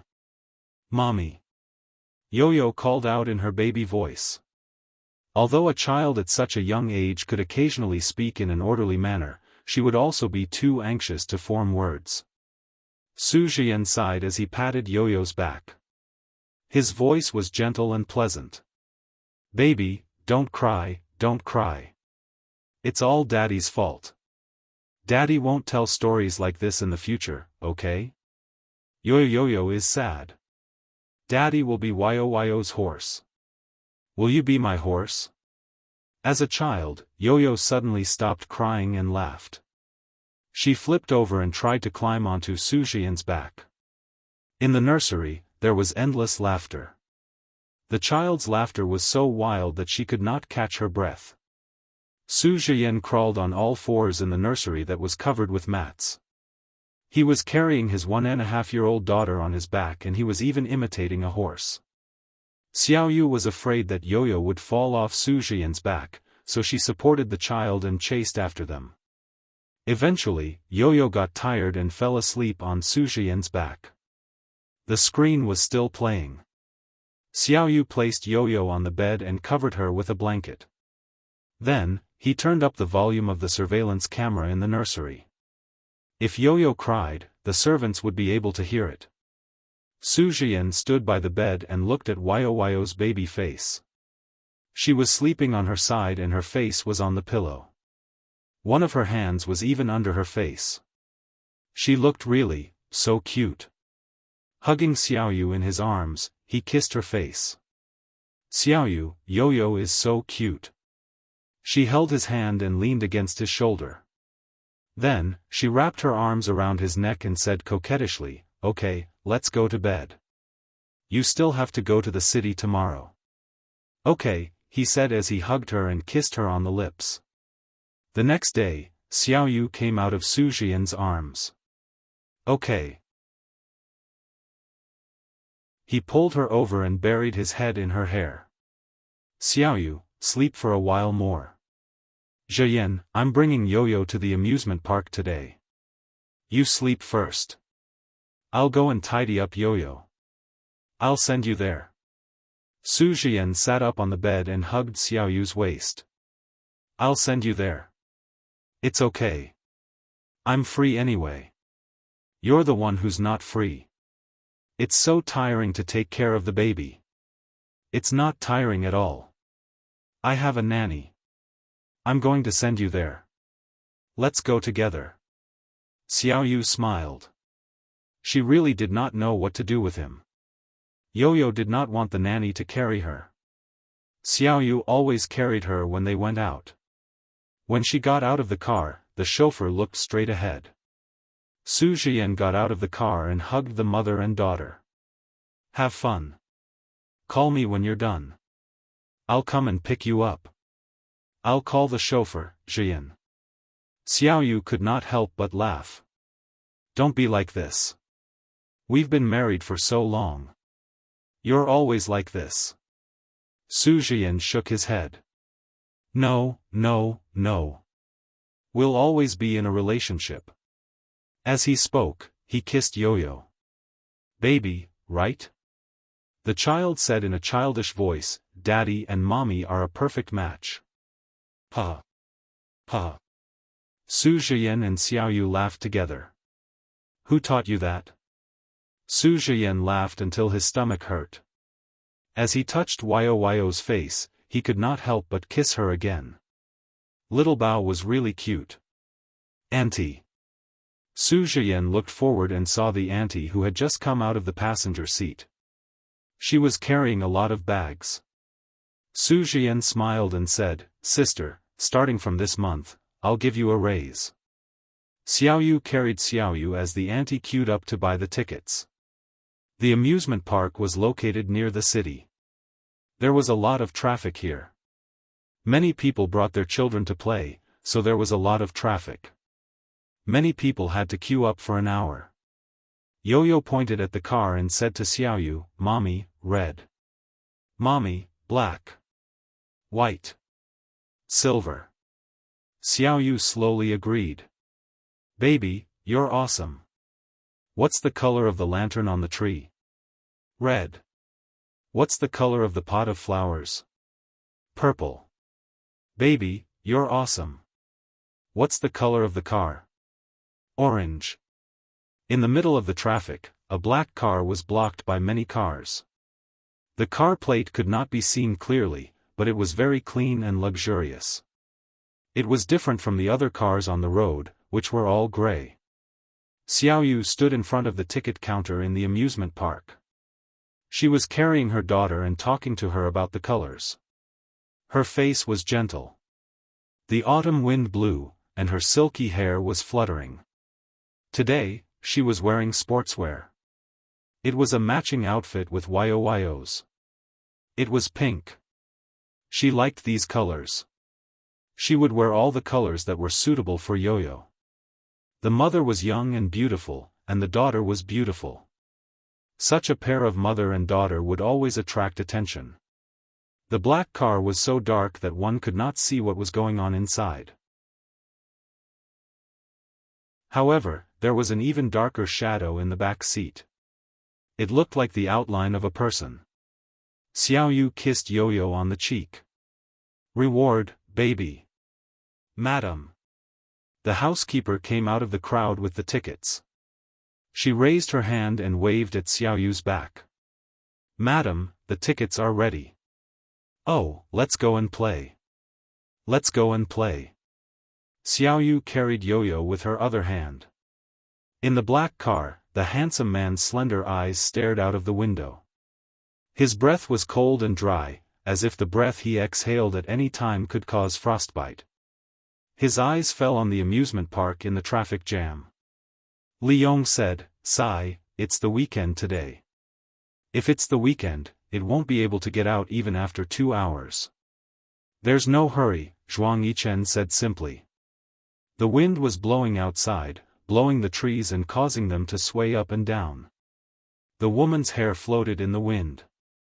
She kissed the baby in her arms affectionately. Suddenly, his skin tightened, and the pores on his body contracted. He had goosebumps, and he could clearly feel the skin on his cheeks contracting. The car started to move slowly. He suddenly opened the car door. Li Yong was shocked. "Young master." Zhuang Yichen had already opened the car door and got out of the car.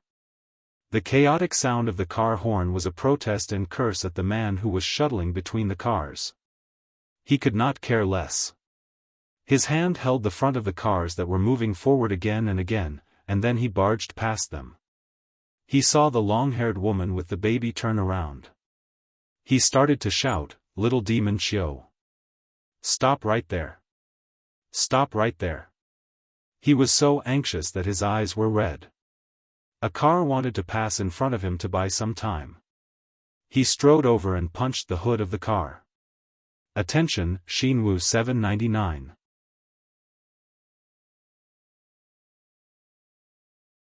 Chapter 782.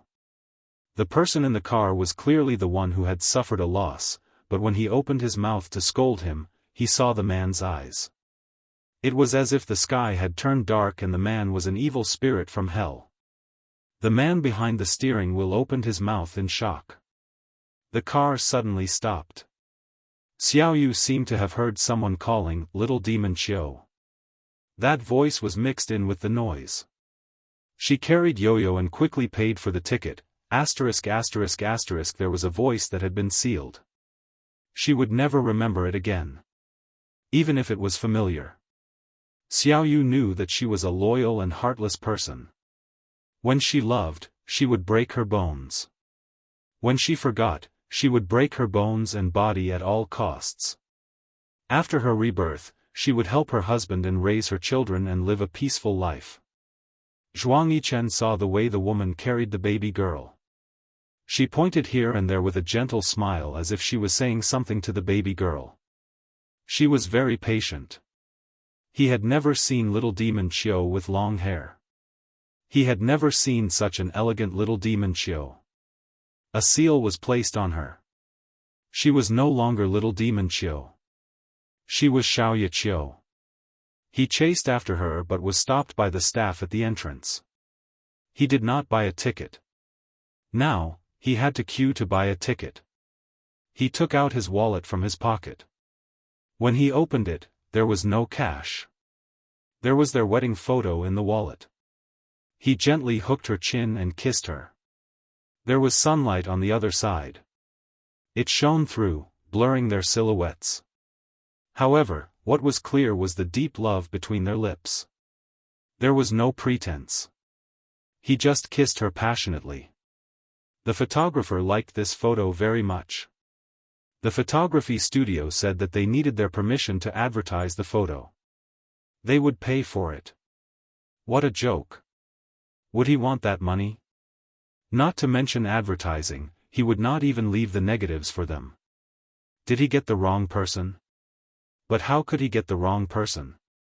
Other than the clothes, the aura, the hair, actually, other than her face, there was nothing else that resembled his little demon. But even if it was just her face, he had to find her. She had caused him to be unable to sleep peacefully for more than 800 days and nights. How could he let her go? Whose child was that? He clenched his fists tightly. The person carrying the bags looked like a nanny. Did she hire a nanny? He didn't dare to think in that direction. He just wanted to find her and wait until he found her. The sun had risen high in the sky. The sun in the south was always unbridled, even in autumn. This was different from Sea City. The sun was already setting in the west. It hung in the distance, growing redder and redder, smaller and smaller. As the night approached, he stood at the exit and looked at everyone who came in through the exit. He had been standing for a very, very long time, but he didn't feel tired at all. "Sir, you've got the wrong person." He looked at the man beside her and patted her shoulder comfortingly. "Let's go." "Okay. Little demon Xiao. Don't you dare run again." He was stopped and pulled. He wanted to hit her, but he was trapped and couldn't use his strength. He could only raise his voice and shout at her. At this time, the crowd in the amusement park was about to disperse, but because of this incident, it attracted a lot of people to come and watch. "Little demon, don't go," his eyes were already red. He raised his leg and kicked the people who were pulling him. Then, he raised his fist and threw the two people down. When he rushed over, the man who was protecting her punched him and threw him down. He didn't feel any pain and didn't want to get even with the people who hit him. He just fell to the ground and looked up at her. He was afraid that he would miss the flash of heartache or something else in her eyes. However, he couldn't see anything. He only heard her say unhappily, "Sir, my husband is a very cultured person. You really went too far for him to get involved. I'm not someone you know." Su Jian's clenched fists were trembling. He only felt relieved when he put his arm through another hand. He took Yo-Yo from her arms and carried her in his arms. "Baby, go home with Daddy and Mommy." The crowd had already dispersed. He stood up when he saw those people walking towards the parking lot. Xiaoyu was warm. "Is your hand hurt?" she asked Su Jian softly. "It's fine. What do you want to eat tonight?" She didn't say anything, so he didn't ask. Since she didn't say anything, he couldn't ask. He didn't dare to ask. They ate dinner in silence. Yo-Yo was always able to liven up the atmosphere at the table. "Daddy, Mommy." These few simple words from her mouth were enough to make the adults happy. They returned to the villa in the suburbs. Xiaoyu didn't like living in the big city. She used to live in Qing County. However, after they got married, Su Jian asked her to move to the suburbs outside the city. It was not in the city and it was quiet. Moreover, if she didn't move out after getting married, the Su family would have something to say. There were some bugs outside the villa. It seemed that they hadn't used up all their energy and wanted to vent. Late at night, on the bed in the bedroom on the second floor, Su Jian turned to his side and stroked Xiaoyu's hair. "I'm going to sleep in the guest room." "Jian, have you forgotten? We're husband and wife." Xiaoyu pulled him and hugged his chest. "Yes, I haven't forgotten." "Xiaoyu, how could I forget?" He hugged her and hugged her tightly. How could he forget that they were husband and wife? She was the wife that he loved dearly and he was the husband that she relied on. I want to move. He didn't ask for the reason. Instead, he answered eagerly, okay, where do you like? We'll move immediately. Outside the villa, there was a black car parked outside. The man sitting in the car seemed to be extremely cold, because his fists were clenched tightly and he was trembling from the cold. Uncle Lee, hurry up again. Why haven't you found anything yet? Young master, please wait for a while. The information should be sent over soon. Zhuang Yichen closed his eyes. He couldn't look at the villa outside the car window. There were lights and people. Someone shouted, "Sir, Madam, Miss is back." Indeed, she had found her way out. Indeed, she had found her way out. However, she had left him in a dead end. How could she do that? She was trying to drive him crazy. When the information was sent over, Li Yong read it out loud. Su Zhiyan, the young master of Su's jewelry. Currently, all the high-end shopping malls in the country have Su's jewelry counters. He has his own jade processing base in Yunnan and a diamond factory in South Africa. He's on the wealthiest list. Before he could finish, Zhuang Yichen interrupted him. He rarely showed his temper in front of Li Yong. Don't read me these useless things. I want to know when he got together with Qiu Xiaoyao.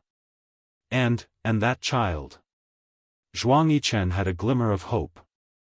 That child might be his. He couldn't tell the age of the child, but he stubbornly thought that the child was his. No matter how she found the exit, the child was his. Jiang Xiaoyu, married Su Zhiyan in April 2010. Daughter Wu Yu, born in March 2011. Blood type, type 0, Jiang Xiaoyu.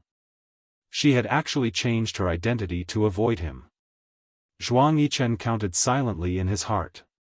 He counted the days.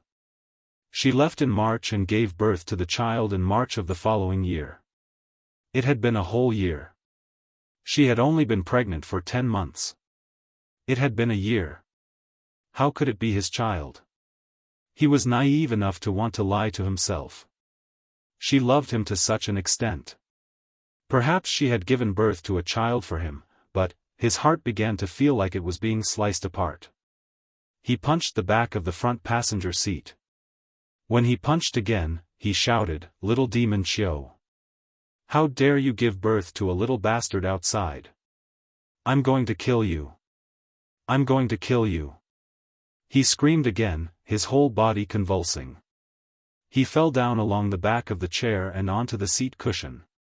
After a while, he finally couldn't scream anymore. He covered his face and muttered in a trembling voice, "Little demon. Little demon, attention, Xinwu 799.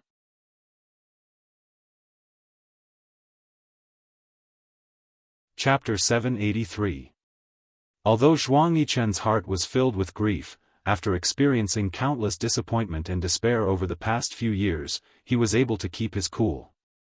In the past, when he couldn't find her, he could always comfort himself by telling him to wait and see. Now that he had found her, he couldn't act on impulse and do something that he would regret. That night, Zhuang Yichen arranged for people to guard the Su family's villa in the suburbs. He left for Haicheng himself. He told Jiang Zhao over the phone that he would meet him face to face. Those two short words already concealed the turmoil in his heart. When he arrived at Jiang Zhao's house, Jiang Zhao led him upstairs. He thought of Jiang Zhao's twin sons, and his heart swayed. If Xiaoye hadn't left with such hatred, his children would be about the same age as these two. Therefore, even though Zhuang Yichen was usually indifferent to everyone, he liked Jiang Zhao's twin sons very much. Every time he hugged them, he always felt very sad when the children kissed his face. At this time, the two little guys were also asleep.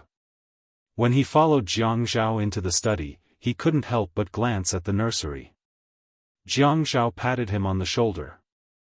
"The two little guys are too tired from playing.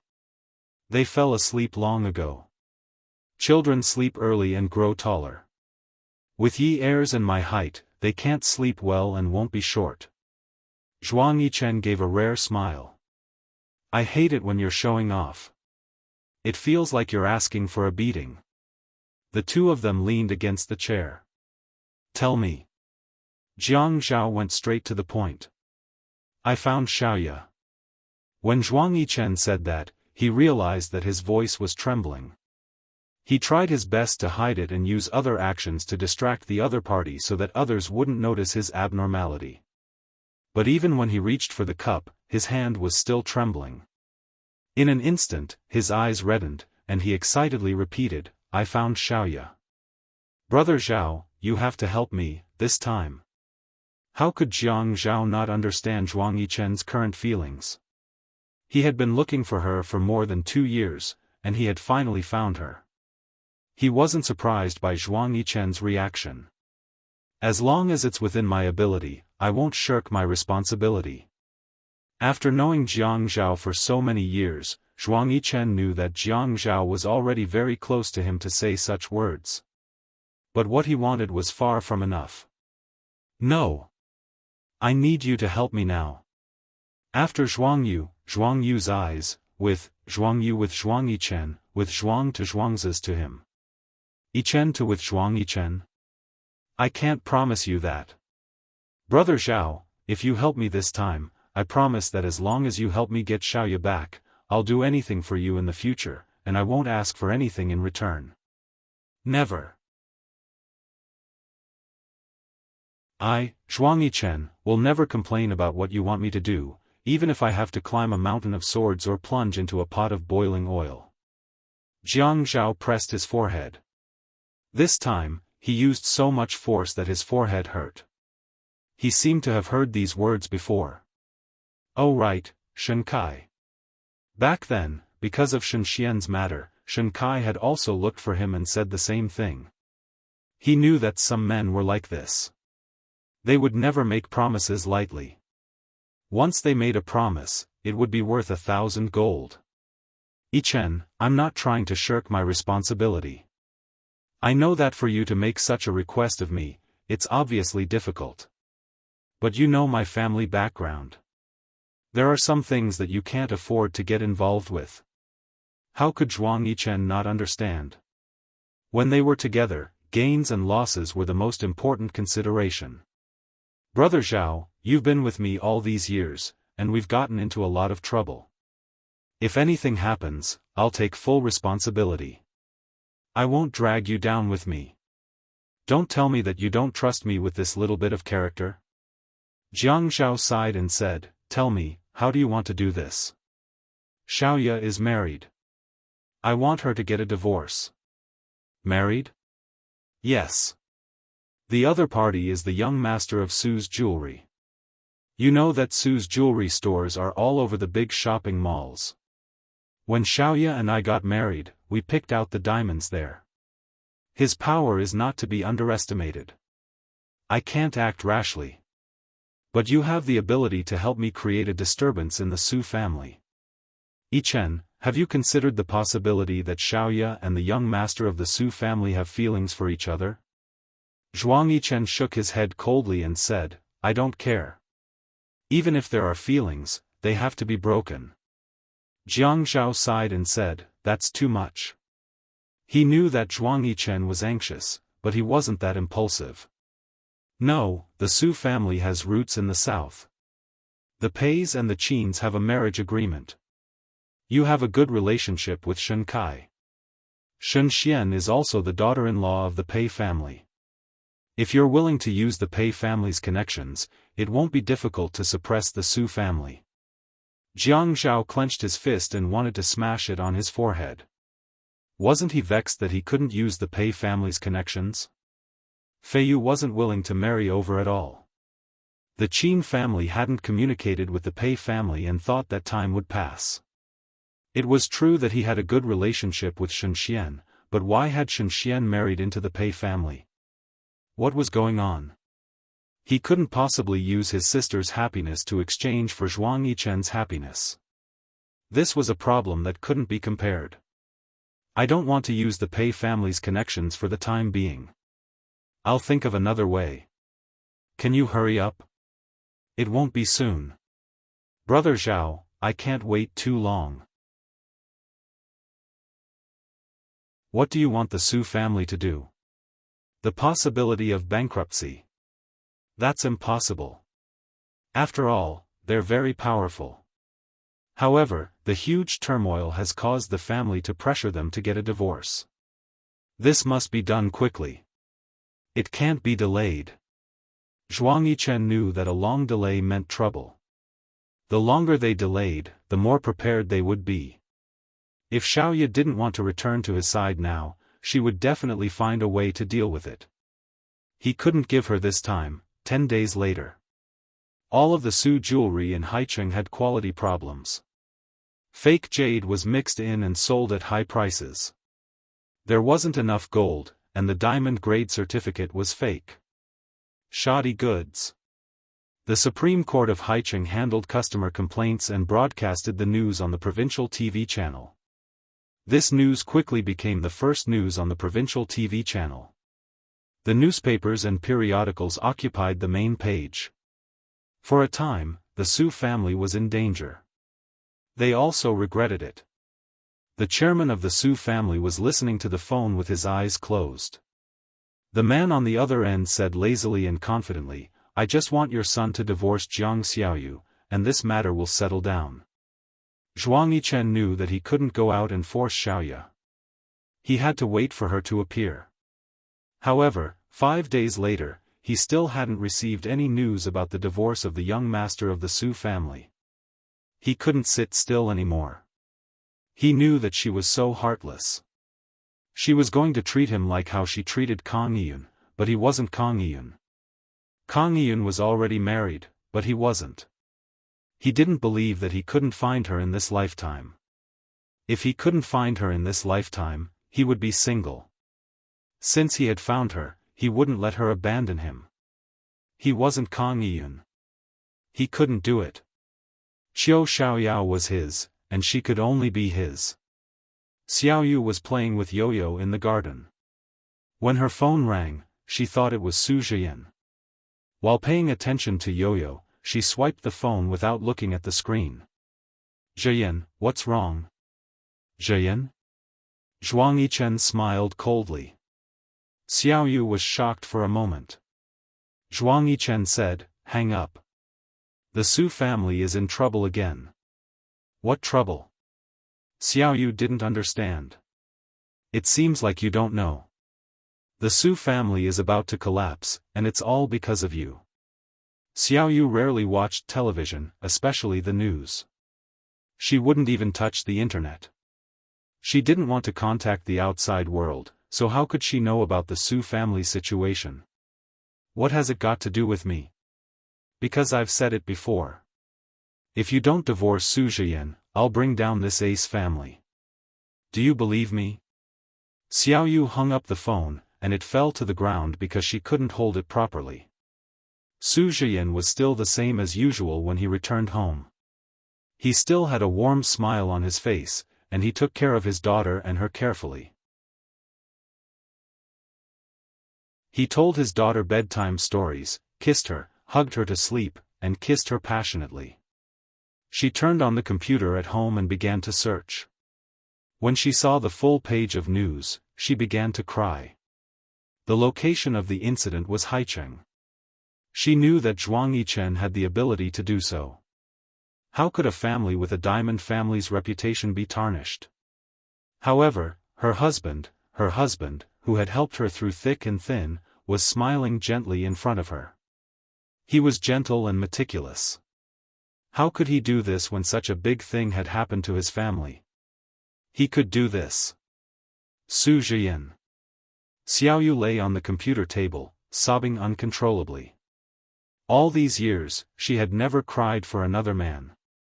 Su Zhiyan said, "Xiaoyu, I can't say that I can walk into your heart and make you feel happy, but I won't make you cry. I'll do my best to make you smile." When she was with him, she really didn't cry. He was always thinking of her. He let her sleep in peace and let their daughter Wu Yu. In order to make her stop crying, he endured the pressure and smiled at her. How did he manage to smile? Xiaoyu cried until she had no energy left. She knew that Zhuang Yichen was the kind of person who would do things to the end. She couldn't find her phone, so she ran back to the garden. Yo-Yo was still catching butterflies outside. Xiaoyu picked up the phone on the ground and dialed the number that she had just received. The person on the other end picked up quickly and shouted anxiously, "Xiaoyao. Zhuang Yichen, you're so ruthless. Do you still want me to come back to your side? Xiaoyao, I want you to come back to my side every day." Every day.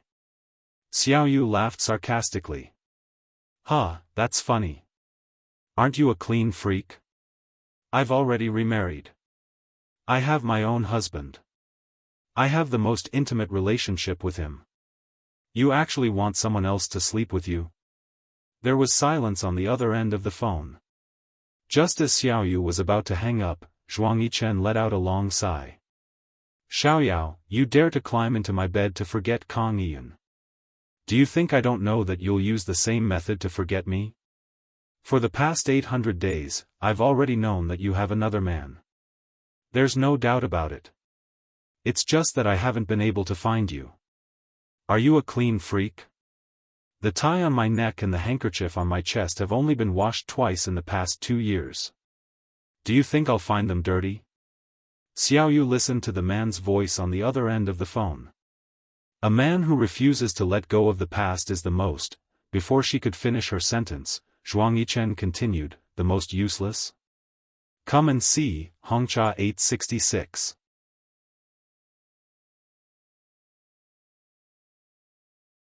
Chapter 784. Heh, he mocked himself coldly. Why do I need to be successful? Who do I need to prove it to? Is there anyone around me who can see my potential? Uncle Li? He doesn't need me. He has seen every side of me. What does it matter if I'm successful or not? She was stunned. Don't you read the news? Don't you go online? Don't you read the newspapers? He questioned angrily. Little demon Xiao. Do you have a conscience? I've been looking for you for so many years. I've explained to you. I've stood in front of so many people to explain to you, but you didn't respond to me at all. You hid so far away to give birth to another man's child. How can you be so cruel? Xiaoyu gripped the phone so tightly that her hands turned white. You've always known that I'm the most heartless. Otherwise, I would have turned back when Kang Yun came back to find me. Yes, I know. You're the most heartless and loyal. Have you fallen in love with Su Zhiyan now? Yes, I love him. Heh, you loved me back then too. When the time comes, you'll forget about him just like how you forgot about me. I won't, because he loves me. I love you too. Xiaoyu closed her eyes forcefully. Zhuang Yichen, let's stop. This storm will pass. We have a child. We can never be separated. All right then, I'll let you see the Su family suffer a crushing defeat. I, Zhuang Yichen, am all alone now. What do I have to be afraid of? Other people's families are ruined. What about me? I'm all alone. I'm all alone. What do I have to be afraid of? Zhuang Yichen almost lost control of himself as he roared into the phone. Don't you love him? If you love him, then sacrifice for him and come back to me. I love him, so I'll face his difficulties together with him. What a joke. Zhuang Yichen held the phone in one hand. His knuckles turned white as he gripped the phone tightly. Suddenly, he felt a sharp pain in his heart. It was so painful that he tasted blood. A sweet smell rushed out and he coughed softly. When Li Yong saw this, he was shocked, but he didn't dare to say anything. He quickly pulled out a tissue and helped Zhuang Yichen wipe the blood from the corner of his mouth. Zhuang Yichen didn't care about that. He gripped the armrest of the chair tightly as if he was going to break it. Face it together? Were they going to watch the Su family collapse together? watching the sunset? Even if you don't care, don't the Su family care? For the sake of your selfish desires, do you want to cause so many members of the Su family to suffer with you? Xiao Yu was shocked. She felt that she had fallen into the abyss again. She just wanted to live a peaceful life, a life that a normal woman should live. She was content to have a man like Su Zhiyan. What else was there to be dissatisfied with in this life? Zhuang Yichen, you can't do whatever you want in this world. I can't cover the sky with one hand. I'm not covering the sky. I'm going to overturn the earth and perish together with him. Anyway, I'm going all out. If you want to see him fall with me, then continue to persevere. But little demon Qiu, you'll suffer more if you stay by his side for the rest of your life than if you stay by my side. Zhuang Yichen, it's been so many years. Can't you just let it go? If you really love me, then let me go and let me live a peaceful life. Can't you? Little demon. He held his forehead and closed his eyes. That kind of painful frown was just like his voice. I can't do anything. How can I let it go? Come back and take a look. Everything in the house is still the same as before you left. I didn't dare to touch any of the furnishings in the house. I've had people repair all the things that were cut. Little demon, even in Qingfeng Garden, your password box is still in its original position. There's not a speck of dust on it. How can I let it go? People who let it go have no obsession. I have an obsession in my heart, so how can I let it go? Little demon, you're my obsession. I can't let it go for the rest of my life. When Xiao Yu lowered her head, her tears were already falling. Why bother? He treated her like that back then and only said that he couldn't let it go after she left. He was silent for a while. His voice was sad and gentle. Little demon, you hate me for what happened back then. But do you know how difficult it was for me? There were more than 30 bugs in the house. Among the dozens of servants, there were 5 spies. If you were the one who got hurt on that rainy night, Xian Man wouldn't have been the one who got hurt. I took care of Xian Man. The spies all reported to Zhuang Yifeng that Zhuang Yifeng killed Xian Man on the day you left. Little demon, if I didn't do that, the person who died would have been you. I usually communicate with Uncle Li through tacit understanding. On the night you were kidnapped, I sent an email to Jiang Zhao to tell him not to interfere in my affairs. I was afraid that I would implicate him. Little demon, do you know how difficult it was for me? You didn't even wait for me for a few more days. That day, as soon as Zhuang Yifeng died, I immediately went to look for you. I even bought you your favorite high heels, little demon. She heard the man on the other end of the phone. He was sobbing uncontrollably, but he was holding it in and did not wail out loud. There must be thunder in the sky for her ears and brain to explode with a rumbling sound. It must have been raining. That was why her face was so wet. It was raining heavily. Her entire face and the front of her shirt were wet. She steadied her breathing and asked in a trembling voice, Zhuang Yichen, you said that if you didn't save Xian Man, I would have been the one who got hurt. But what if it was really like what Zhuang Yichen said and he would kill whoever he didn't save? She was just lucky. If that's the case, I'll kill him and then accompany you. I won't let you be alone. She heard the man say it so firmly. The phone in her hand hung up and fell onto the lawn. There was no sound at all. She hugged Yo-Yo. Yo-Yo, Yo-Yo, she cried in a low voice. Mommy, don't cry. Mommy, don't cry. You won't be pretty if you cry. Mommy, Mommy. Sob, sob. Seeing that she could not calm Xiao Yu down, Yo-Yo began to cry as well. Her cries became louder and louder. Usually, Xiao Yu would not have been able to take it if Yo-Yo were to cry like this. However, this time, Xiao Yu just let her be. She wanted to hear her cry. Xiaoyu recalled the time when she had just given birth to her child. The child's loud cries had shaken her eardrums. Xiaoyu hugged her daughter and thought about her life. She had been through 3 men. The first one was that she was young and brave. She loved without any care and then got hurt. The second one was that she had been hurt before. She was careful to only give her body and not her feelings. She wanted to use this man to make herself stand at the peak. She wanted her ex to see how amazing she was. However, in the process, she fell in love with her sugar daddy. Even before she died, she wanted to tell him, "I think I've fallen in love with you." The third one was that she finally saw through everything. What love? What body? She just needed a companion. When one was old, one needed a companion. Normal people would not spend the rest of their lives alone. That was a plot in novels. She wanted to find an ordinary person, like her father, to live the most ordinary life.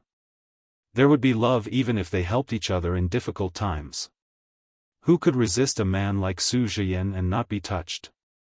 However, everything was about to come to an end. How much did she know about Zhuang Yichen's ruthlessness? Was Exian Man dead? Was Zhuang Yifeng dead? What would he do to the Su Corporation? At night, the man and woman kissed passionately on the bed. Their sweat soaked the blanket until their passion finally faded. At 4:00 in the morning, Xiaoyu was still naked. She hugged Su Zhiyan's neck and said softly, "Zhiyan, let's get a divorce." The man was obviously not asleep either. His body stiffened. Even his voice was stiff. "What if I say that I don't agree?" Xiaoyu raised her head, but she could not see his face clearly in the dark. "Zhiyan, this family can't be destroyed because of me," he said confidently. "This family won't be destroyed. It just needs some time. After a while, everything will be fine. You have to believe me." "But how can the old people in this family take it?" "Zhiyan, they will be tortured to the point of collapse at any time." He shook his head. Without hesitation, he said, "Xiaoyu, I won't agree to a divorce. Do you think that I, Su Zhiyan, am marrying a wife as child's play? Do you think that I was playing around when I got married in a flash? I won't get a divorce. Even if I go bankrupt, I won't get a divorce." "Xiaoyu, what did you say?" "We are husband and wife." "You hugged Yo-Yo and told me that we are a family and will never be separated." "Xiaoyu, you can't lie to me." "Zhiyan," Xiaoyu sobbed softly. Why did she hate herself so much? Why didn't she just die like how she left Kang Yun? Why did she have to meet Zhuang Yichen? Why did she have to come to the south? Why did she have to marry Su Zhiyan? A woman like her should just jump into the river and drown. "My name is not Xiaoyu. My name is..." Su Zhiyan suddenly hugged her and pressed her head tightly against his chest. She could hear his heartbeat in his chest. It was extremely frantic. She heard his voice, which was filled with panic and excitement. "No. Your name is Xiaoyu. Your name is Jiang Xiaoyu. Su Zhiyan's wife is Jiang Xiaoyu." When she first came to Qing County, she was just a young girl who made curtains. Later on, she married Su Zhiyan and is now Su Zhiyan's wife. She is Wu Yu's mother. More and more water started to drip from the top of her head. She knew that the man who was hugging her was crying. Her heart ached. She had been so solitary that she had not even told him her real name. Zhiyan, she did not know what to do. She thought that perhaps she was really a hindrance in this world. In the past, she had committed suicide for Kang Yun because she was impulsive and possessed. She was already past that age. Now, she felt that she should not exist. If Zhuang Yichen had not found her, everything would still be peaceful. Yo-Yo would hug Su Zhiyan's neck every day and act coquettishly. "Daddy, Yo-Yo misses Daddy. Yo-Yo wants Daddy to tell her stories. Yo-Yo wants to ride a horse. Yo-Yo wants butterflies. Yo-Yo wants to sit on Daddy's neck. Zheyan, if I'm not here anymore, please take good care of Yo-Yo. She hugged him and sobbed. Xiaoyu. Su Zheyan was stunned. You don't want Yo-Yo anymore? Xiaoyu, you don't want Yo-Yo anymore? She's your daughter. He was so shocked that his heartstrings were about to snap. Come and see Xinwu 799.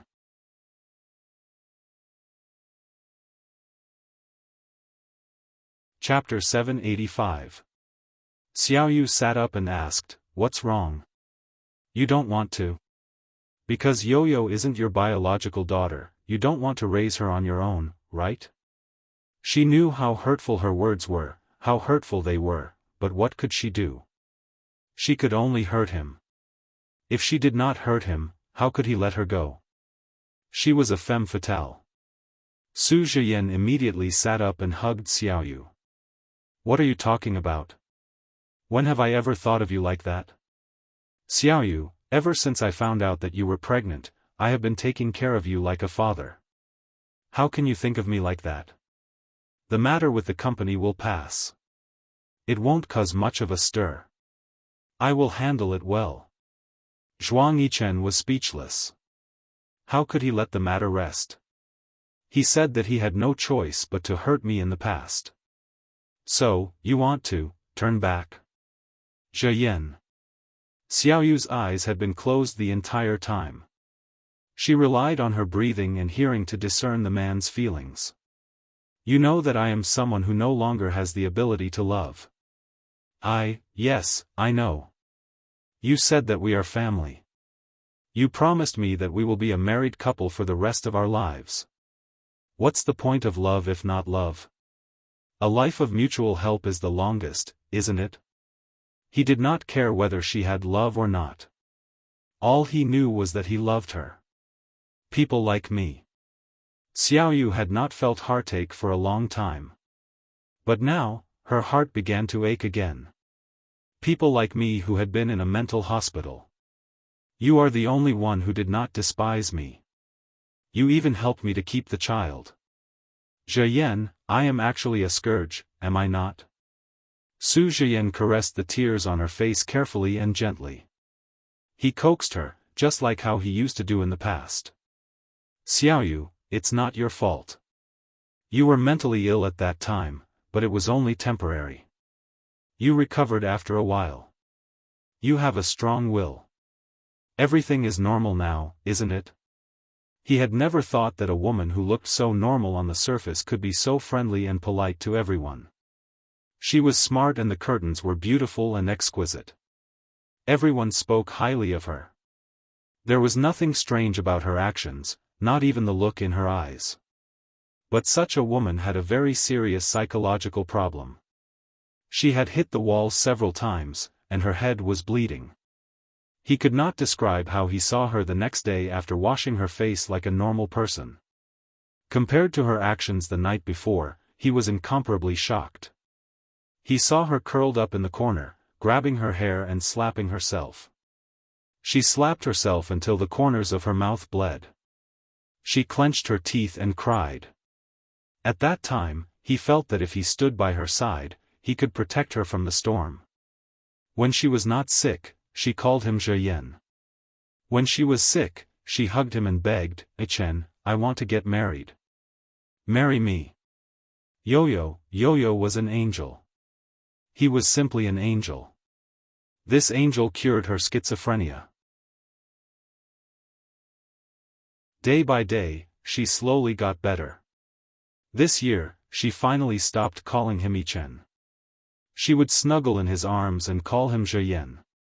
Even if she had a dream at night and he walked into her room, thinking that she was sick, she would sit up and see him. She would clearly know that the person standing in front of her was Su Zheyan. This year, his life was finally on the right track. She began to accept him. She said that although she no longer had the strength to love, she would be a good wife and grow old with her husband, as long as he didn't despise her. You do as she said. How could he mind? He had been looking forward to this day for a long time. But it had only been a few months, and she said that she wanted to leave. He wanted to run his business for the rest of his life, but she would only stay for a while. Zheyan, a man should focus on his career. Family business, family business. A man can only have a career if he has a family. Xiaoyu patted him on the shoulder. Go to sleep. Don't force me. I don't want to go crazy for a man again. She had really had enough of this life. She had died once for a man and gone crazy once for a man. It was not easy to meet a man who treated her so well. He did not care about whether she loved him or not. She thought that she was fulfilled. But she was destined not to be fulfilled. She closed her eyes and thought about it. Perhaps she was a demon in her previous life. She had violated the laws of heaven and was struck down by the gods. She had to suffer the pain of reincarnation. It was more unforgettable than being tempered by volcanoes. Now, she felt that she was better off dead. The next day, Su Jian went to work very early. He asked Xiaoyu to stay at home with Gigai. He would come back early and settle the company matters. Xiaoyu only smiled and let him go to work. She hugged Yo-Yo and played in the garden. Then, she handed Yo-Yo to the servant and went upstairs. She sat in front of her desk and began to write a letter. I don't want any of you to find me. I'm very tired. I just want to find a quiet place with Yo-Yo to live. The past is the past. I don't have the strength to take it anymore. I don't have the strength to take it anymore. Please forgive me for being weak. I'm so afraid of that feeling. I'm so selfish, right? I don't want to, but I don't have the strength. I'm afraid that if I continue like this, I won't even have the strength to live. Don't look for me. Don't be like Zhuangyichen. I beg you. Xiaoyu. Xiaoyu packed a few clothes and carried them to the basement. She knew that there was a way to the underground garage. There was a branch that led to the other end of the neighborhood. She knew that Zhuang Yichen had spies outside the villa. She knew that her existence was a disaster. But she still had Yo-Yo. She could give up on anyone but Yo-Yo. She did not want to touch any man in this lifetime. She had nowhere else to hurt him. Xiaoyu got out of the taxi and carried Yo-Yo. There was milk powder and some clothes in her suitcase. She carried Yo-Yo with one hand and pulled her suitcase with the other. She anxiously walked towards the airport entrance. Please give me a ticket to Beijing and a ticket for the baby. She thought that if she wanted to find someone in Beijing, Guangzhou, and Shanghai, it would be like looking for a needle in a haystack. She would find a job and hire a nanny to take care of Yo-Yo. Then, she would live a good life. Please wait a moment, the airline ticket agent behind the glass answered politely. What time do you want? The nearest one. There's still time to change your boarding pass. 3 in the afternoon. Is that okay? 3 in the afternoon? Is this the nearest one? Yes. All the other first-class cabins are full. How about Shanghai? The ticket agent was puzzled. There were people who changed their flight times. She had never seen people who changed their flight times. 10 in the morning. Xiaoyu was anxious. Then I want the one in Shanghai, she said. Yo-Yo hugged Xiaoyu's neck. Mommy, where are we going? Shanghai, baby. Yo-Yo's eyes lit up. Mommy, where's Daddy? Aren't we going to wait for him? Xiaoyu bit her lip. Baby, Daddy is busy. Let's go first. Mommy, I want to call Daddy. Xiaoyu's eyes were red and she was about to cry. She held it in. Baby, Mommy's phone is out of battery. Call him when we arrive, okay? Okay. Xiaoyu had just taken her ticket. Before she walked to the boarding pass counter, she heard a familiar middle-aged man's voice. Young mistress, young master asked me to come and pick you up. Xiaoyu turned around and saw Li Yong bowing to her. Behind him were 6 strong men. Just as she was about to call for security, Li Yong said calmly and respectfully, "Young mistress, I believe that if there's a conflict, although you can escape, it will be difficult for Xiaoyu to escape unscathed. Bullets have no eyes. She might lose her life." Xiaoyu's body trembled. She suddenly let go of her luggage and hugged Yo-Yo tightly. Her body trembled nervously. Xiaoyu's departure almost caused Su Zhiyan to break down. He fell to the ground and the letter was spread across his face. In the past, when he saw her bleeding from her head again and again, his heart ached. When he heard her call him Ichen, his heart ached too. But now, pain could no longer be used to describe what he was feeling. His heart was suddenly frozen and then suddenly shattered by a heavy object. When it shattered, the sound of it falling to the ground was very clear. He clearly heard the sound of his heart shattering, but he could not feel the pain now. Was it because of the quick freeze that caused him to feel numb? But the temperature was rising, and the ice and snow were melting. He could feel it. His heart was empty, and all the blood in his veins could not find a place to exchange. The broken pieces of his heart on the ground began to hurt.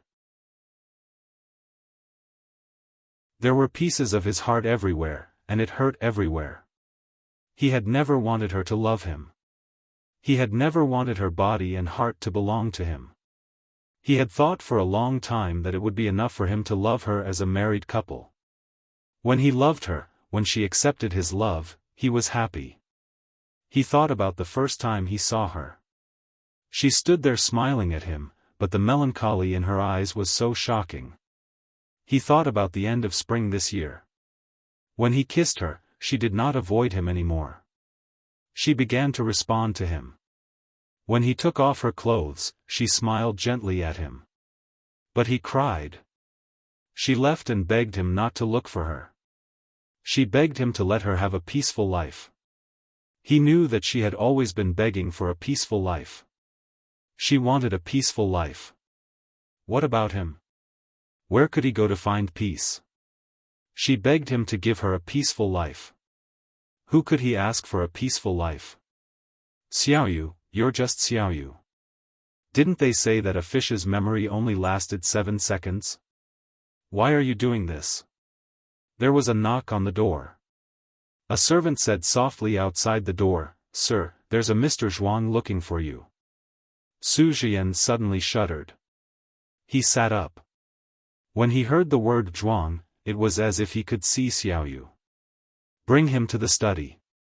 Asterisk in the study. Compared to Su Zhiyan, Zhuang Yichen did not look much better. However, one person seemed to have been defeated and was in a terrible state. The other person seemed to be full of injuries and was fighting with all his might. It was tragic and resolute. The two of them sat in the same position as if they were having a fair negotiation. There was a coffee table between them. Zhuang Yichen did not drink tea. "I'm taking Xiaoya away with me." He said this calmly, but his gaze was like a poisonous sword. He looked at the man opposite him and had the urge to cut him into pieces. Su Zhiyan stood up. "Where is she?" "You don't have the right to do that." "Why?" "I'm talking about Xiaoya. Do you know who she is?" Zhuang Yichen crossed his legs. His tone was calm and his gaze was fierce. "Do you know someone called Xiaoya?" Su Zhiyan's eyes flashed with panic. "I don't know her." Beauty novel, Xinwu 799.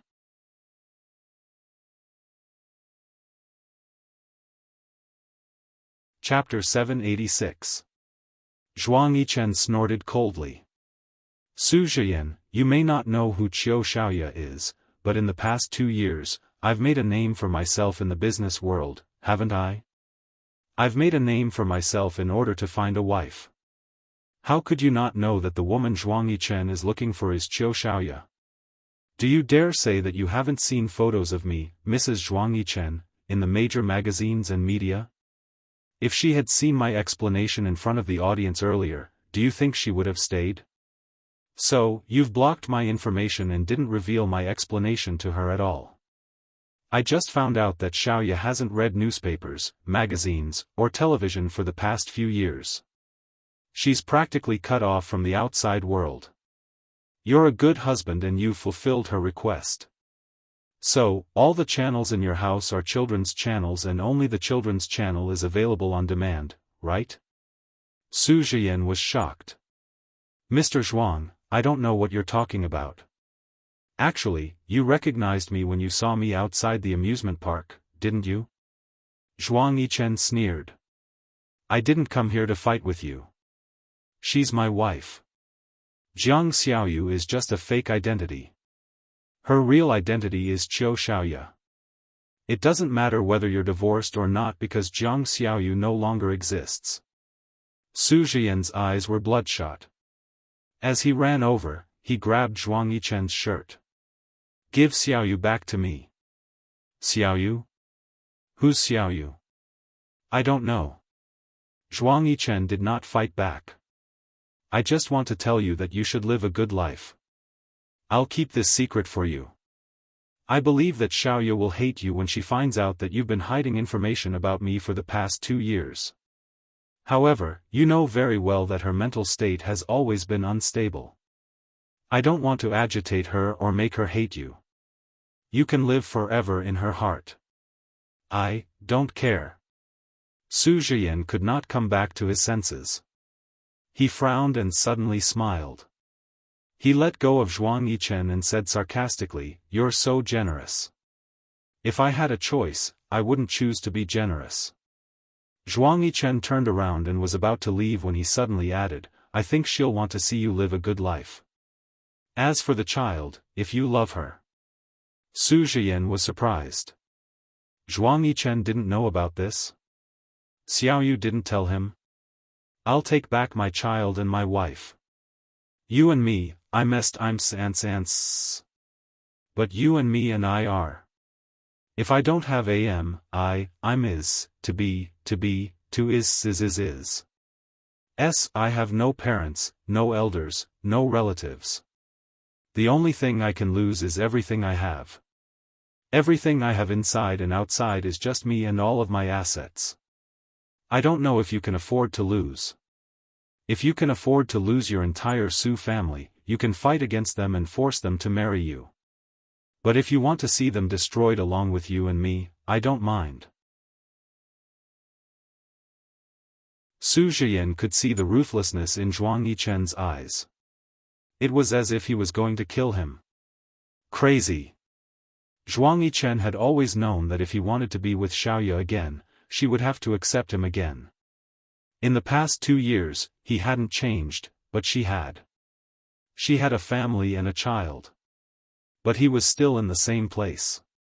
He knew that it wasn't fair. He thought that perhaps he had always been such a one-track-minded man. Back then, for the sake of revenge, he had single-mindedly thought that he had to get rid of all his enemies. That kind of belief had always been rooted in his heart. When she left, he had also single-mindedly thought that he had to find her and be together with her. That was how it had taken root. Whatever he did, it was the same. It was the same for his career.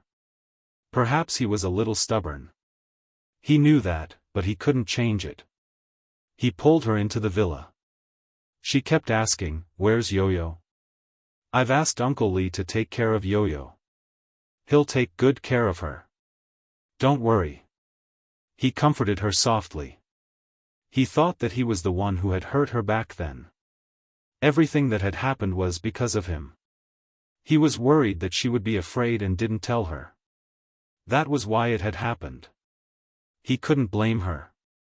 Yo-Yo will cry if she doesn't see me. Let me see Yo-Yo. Xiaoya's eyes reddened. She followed him into the villa. Her heart wasn't here. Her heart was with Yo-Yo. That was her life. Her life. No one could replace her. He was a little angry, but he held it in. He held her hand with one hand and opened the shoe cabinet with the other. The helpers stood far away. They couldn't bear to disturb them because they had never seen Sir bring anyone home. Sir had never opened the shoe cabinet for anyone before. There was a pair of beige cotton slippers. There was a pair of cute little bears on the shoes. He bent down and placed the slippers in front of her. "Little demon, these are your shoes." Xiaoya didn't look at the shoes. She was very anxious. "Where's Yo-Yo?" His face turned cold. "Change your shoes. I'll tell you." Xiaoya quickly changed her shoes. Her heart was beating very fast. She was very afraid. Her mind was in a mess. She was uneasy and terrified. He pulled her up the stairs and into the bedroom. He pulled her to the bed and pressed her hands against the bed. The blanket on the bed was bright red. It was a European-style palace.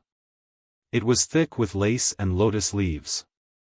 It was very luxurious. "Little demon, you made this in the past. It's still so beautiful, isn't it?"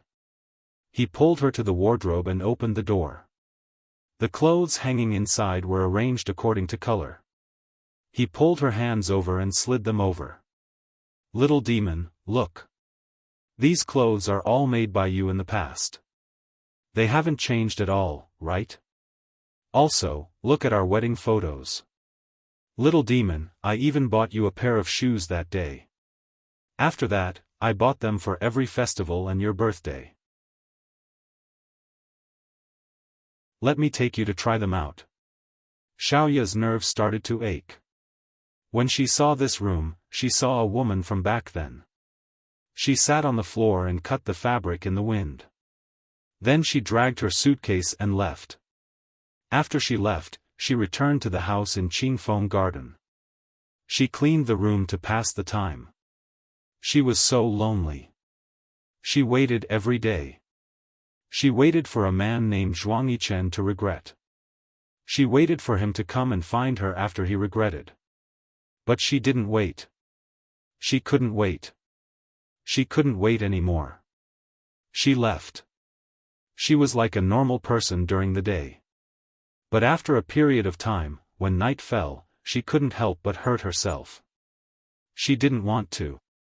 She wanted to control herself, but she couldn't. She hit the wall. The wall creaked and the wall was stained with blood. She bit her lip until it bled. She hated herself for falling in love so easily. She hated herself for not learning her lesson. She hit herself and scolded herself for not living up to expectations. Then she cried and cried, "Zhuangyichen." She watched the woman's past just like that. Tears streamed down her face. She was hugged by a man named Zhuangyichen. She heard him say, "I'm sorry, little demon. I didn't mean it. I didn't mean it. Yichen, it's been so long." "It's not that long. It's only been 2 years. I'm not who I was back then. Do you understand?" She had remarried, but that wasn't the point. The point was that starting from this spring, she had decided to let go of her obsession and live a normal life. "Yes, because I'm not who I was back then either. Let me take Yo-Yo away. Even if there was a misunderstanding back then, it's been so long. Things are the same, but people are different. We've all changed. I haven't changed. I won't go back to Zheyan. I just want to live with Yo-Yo. Let Zheyan go. Let me go. Let me go." His chest started to rise and fall. His anger was rising and falling. He couldn't lose his temper. He thought she would be touched. Once, in order to find her, she even agreed to let the reporters into this room to film. He told her in front of the camera that he had mended these things, but it was very delicate and wouldn't be too tight. Hence, he didn't dare to wash them. When she came back, he hoped she could do more. So many people were so touched that they cried. Even Jiang Zhao and Jiang Zhao didn't dare to mention these touching things in front of him. But she didn't. She only thought about her and Su Xian's daughter. A child would always be the biggest burden. He held her shoulders and pushed her a little further away. Little devil, give birth to a child for me. She was shocked. What did you say? He was a little anxious. Give me a child. You said that you would give birth to my child. She pushed him away and said agitatedly, I will only have Yo-Yo for the rest of my life. I won't have another child. She wouldn't have another child. She couldn't go through the emotions of having a child. She had one, and one was enough. His rationality began to crumble uncontrollably. The things that he wanted to tolerate in his heart began to explode. She could have children outside because of him. He couldn't blame her, but she couldn't refuse to have his children. Only when she had children would she think of him with all her heart. I don't care. You have to give birth to my child. He hugged her and kissed her.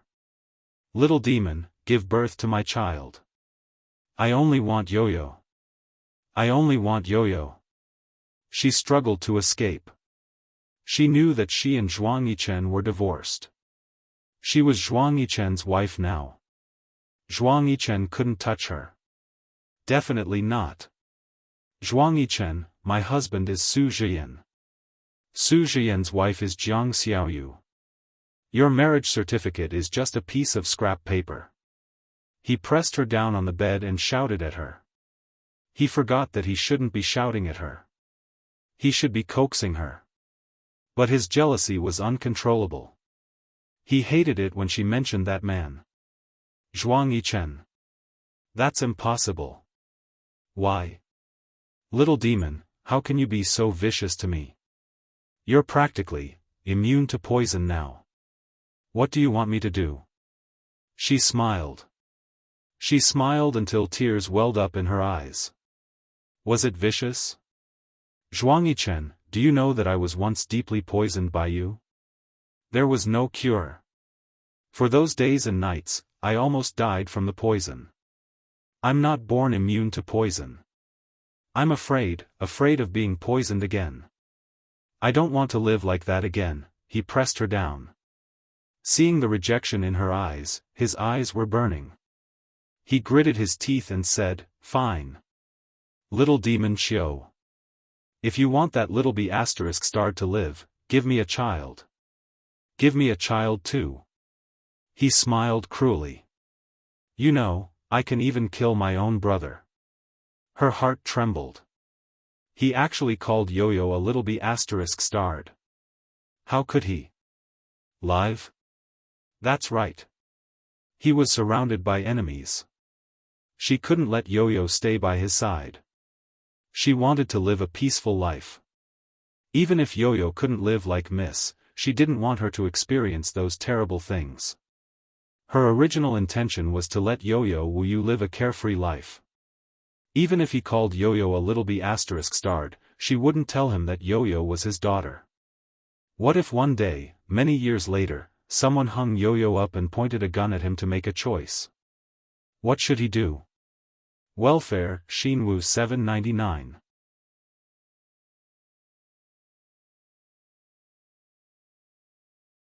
Chapter 787. She could not afford to go through it again. She had lived her entire life in the past few years. She had had enough. She did not want love or affection. She only wanted a peaceful life with her daughter. He saw tears welling up in her eyes as she shivered. He started to regret it. He hugged her and shivered as well. He hugged her a little too tightly. How did she let go? How should he learn from her? Xiao Yao, give birth to a child for me. Just give birth to a child. After you give birth, you can leave with Yo-Yo. I won't stop you. Leave a child for me. She was stunned. She was stunned. She knew what he was capable of. If he insisted on something, he would not give up. You said it. Yeah.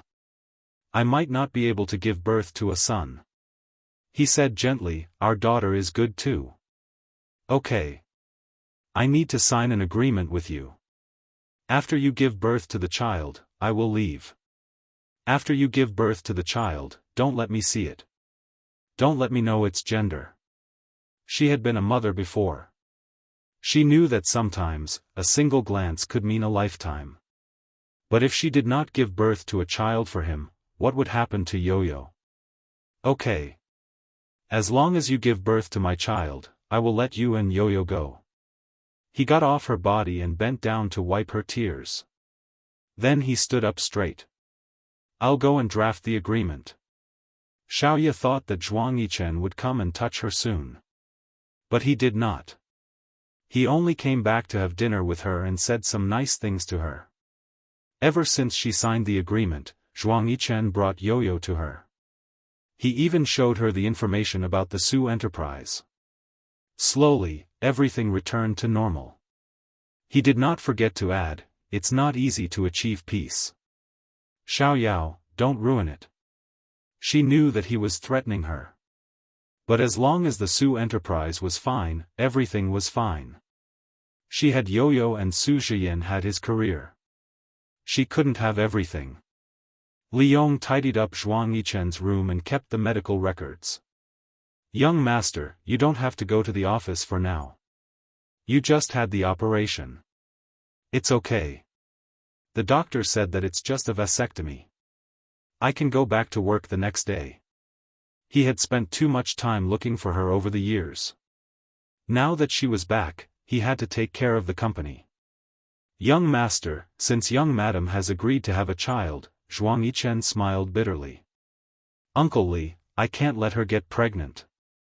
You know that she's even more ruthless than me. After he finished speaking, Li Yong couldn't bear to continue.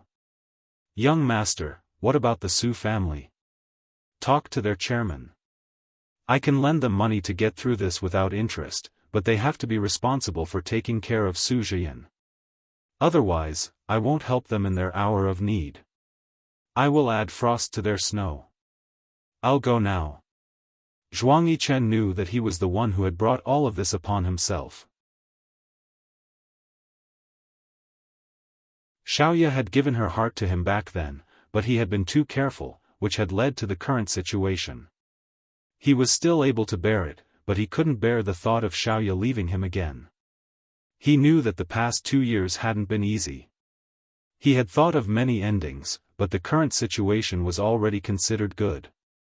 He knew that Xiaoya had feelings for Su Zhiyin, but more than that, she probably wanted him to be safe. Therefore, he would help with the Su family situation. Su Zhiyin had dozens of people in the Su family holding him back, so he couldn't cause too much trouble. Everyone had experienced heartache before, but everyone had different responsibilities. Su Zhiyin's responsibility was the Su family.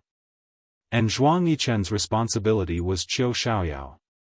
There was no one by his side, only her. He left the house and went to the company. He called Xia Qian and Yi Er to come over and accompany Xiaoya. Yi Er's twin sons. Xia Qian's daughter was about the same age as Yo-Yo. She was still holding the baby in her hands, and she was already pregnant with another one. She complained to Xiaoya, I don't care about the others. I really don't want to have another child, but Grandpa treats me too well. I feel like I'm letting him down if I don't have a son. The Qin family only has Fian, how can they not have a son? It's so annoying. Why didn't Dad and Mom have more sons back then? Xiaoya looked at Xia Qian's blissful face and touched her face. Qian, think more about Fian. You have to be happier during your pregnancy. In the garden, the 4 children were sweating profusely while the 3 mothers sat far away. When they came, Jiang Zhao and Qin Fian had greeted Yi Er and Xia Qian, telling them not to talk nonsense and to talk more about how to take care of the children, what to feed the children, what to play at this age, and what to teach the children in the future. In short, they weren't allowed to talk about anything other than the children. Xia Qian was no longer the Xia Qian of the past. She was able to distinguish many things clearly. Although she was always loud and imposing towards Qin Fian, she was actually willing to listen to Qin Fian's reasoning. Yi Er didn't need to say anything. She had always followed Jiang Zhao's words blindly. Jiang Zhao was her idol. If Jiang Zhao said something she couldn't say, she wouldn't say it no matter what. Time passed very quickly. Even if the women were talking about the children, they could talk for a few hours. The little boy had a strong sense of protecting the weak since he was young. Especially when his two younger sisters ran around with him, he could show the demeanor of a big brother even though they were not even 3 years old. Children forgot everything very quickly. Every day, Yo-Yo would ask for daddy. Zhuang Yichen was very careful and never carried Xiaoya in front of Yo-Yo. Instead, he would carry Yo-Yo around the garden to play. He thought that if he wanted to be with Xiaoya for the rest of his life, Xiaoya loved Yo-Yo so much, no matter how much he wanted this child to belong to another man, he had to force himself to accept it and accept it. But he realized that he seemed to have an affinity with this child. When he saw this child smile, his eyes would turn into crescents. It was as if he saw a replica of Xiao Yao smiling. It was so cute. Sometimes, when he went to work, he would think that Yo-Yo was a cute child. He would tie the knot. Actually, it was not bad for Yo-Yo to be by Xiaoya's side. Time passed day by day. He felt that he didn't have to force himself to accept it. He seemed to have gotten used to it. The child also seemed to be happier day by day. In the beginning, she would miss daddy so much that she cried. Now, she was clingy to him and wanted him to tell her stories. She said that daddy would tell her stories at night and that daddy was busy with work. Uncle would tell her stories. He would take a book and read it. Later, he slowly learned how to use his voice to tell the child stories. He watched as Yo-Yo slowly fell asleep after his voice ended. He thought, Xiaoyao, you said in the past that you would give birth to my child. But now, you gave birth to someone else's child. Zhuang Yichen didn't touch Xiaoya. However, Xiaoya became more and more restless. She lived in this villa and would always have dreams. She dreamed that Zhuang Yichen kidnapped her daughter. She wanted to leave. She wanted to leave with Yo-Yo immediately. She woke up in the middle of the night and pushed open Zhuang Yichen's bedroom door. She stood in front of his bed and said, Zhuang Yichen, let me go. He sat up on the bed. There was another set of bedding on the bright red bedding. He was afraid that it would get dirty, so he would always get someone to put away the bedding after he woke up the next day. He got out of bed and said, Xiaoyao, what are you doing now? I want to take Yo-Yo away. Don't watch me so closely, okay? He smiled and said, but you haven't given birth to my child yet. He lifted her chin and kissed her. Then, he carried her and gently placed her on the bed. You came over so late. Are you inviting me? I told you that you can only leave after you give birth to my child. You're in such a hurry. Do you want to give birth to my child immediately and leave? He didn't wait for her reply and kissed her. Slowly, lightly, and then extremely lingering, he tore at her lips and tongue. Hearing her moans and struggling, he said teasingly, if you don't want me to touch you, you won't be able to give birth to the child. If you can't give birth to the child, how are you going to leave? Seeing that she had given in, he kissed and licked her skin. He covered her eyes and brushed his tongue against her ear. Xiaoyao, he caressed her body and felt her body tremble. His kiss became more and more urgent. He felt her resistance and struggle, and the pain in his heart was indescribable. He knew that between them, they could not return to how they were in the past. The one who was in the past was only himself. But he couldn't let go. He could only spend more energy to tease her and ignite the desire in her body.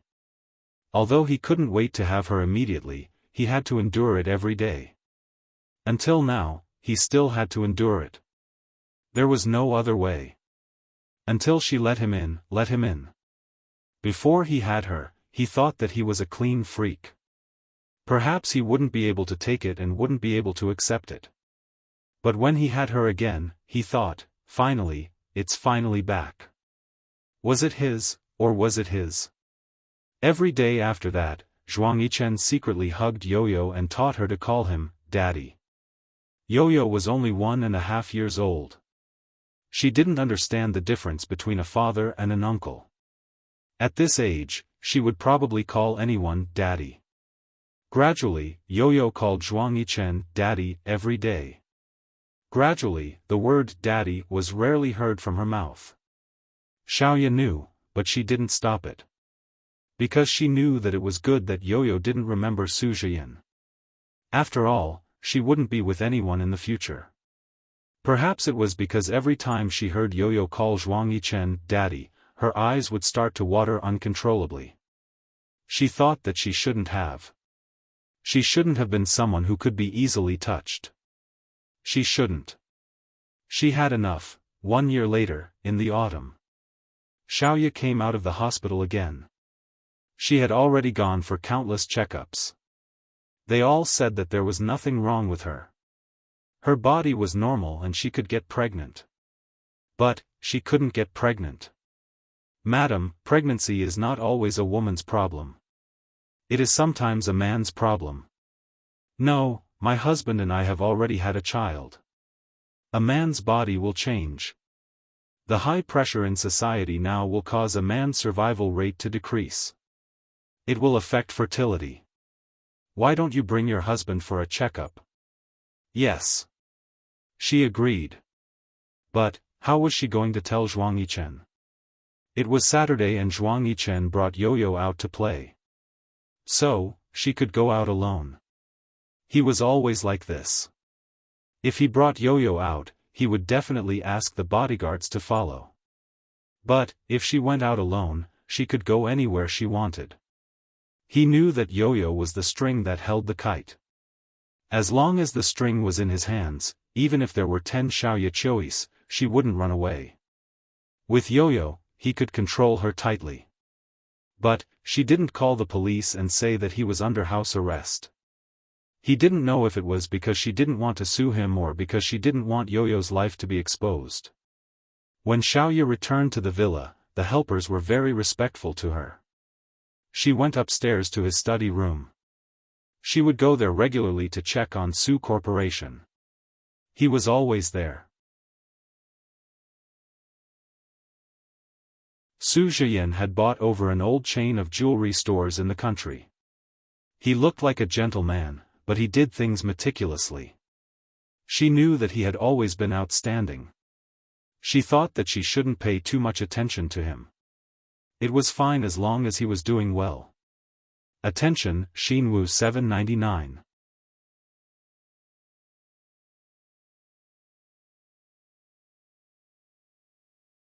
Chapter 788.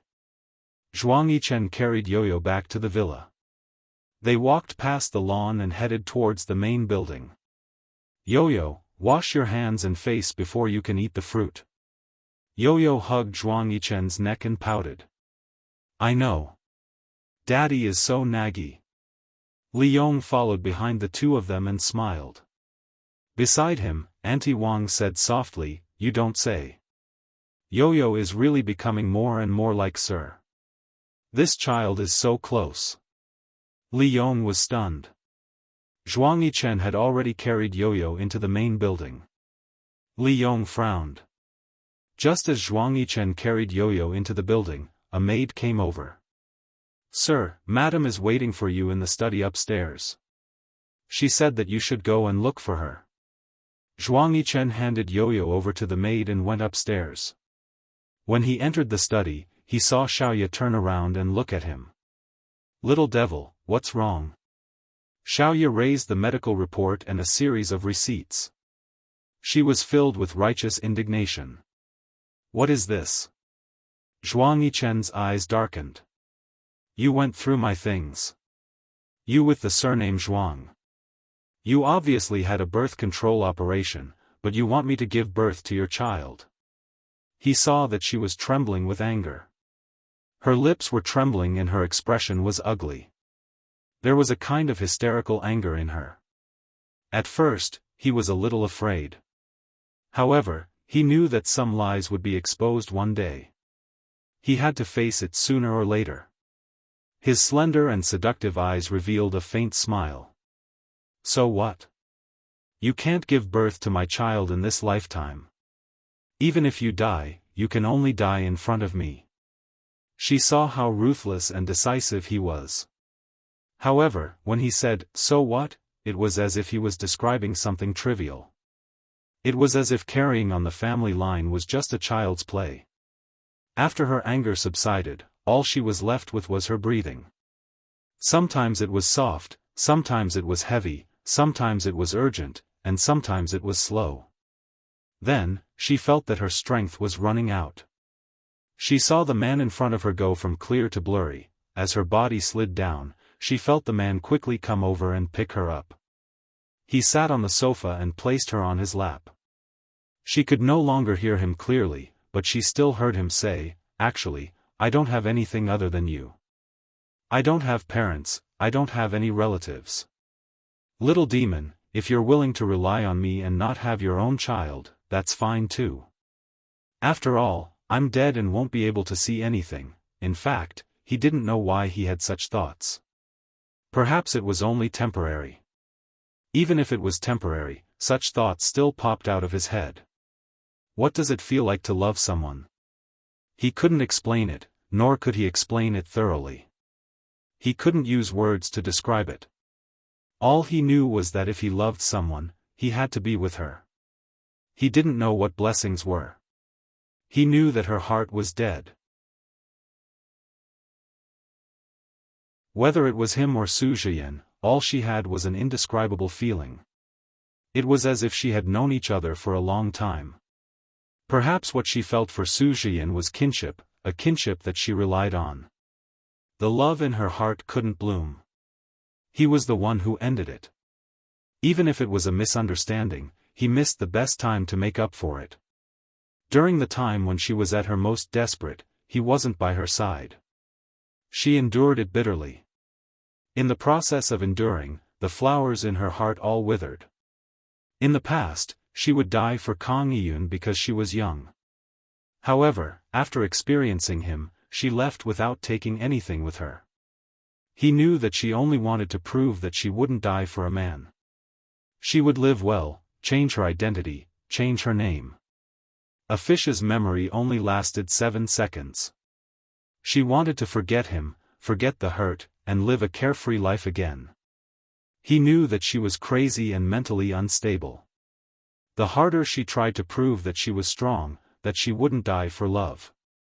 The more she wanted to be calm and self-reliant, the more she couldn't walk out of that alley. She hurt herself. She couldn't control herself and hurt herself. In her mind, she desperately pulled herself not to do that. She couldn't do that. The two people in her body were fighting, and it drove her crazy.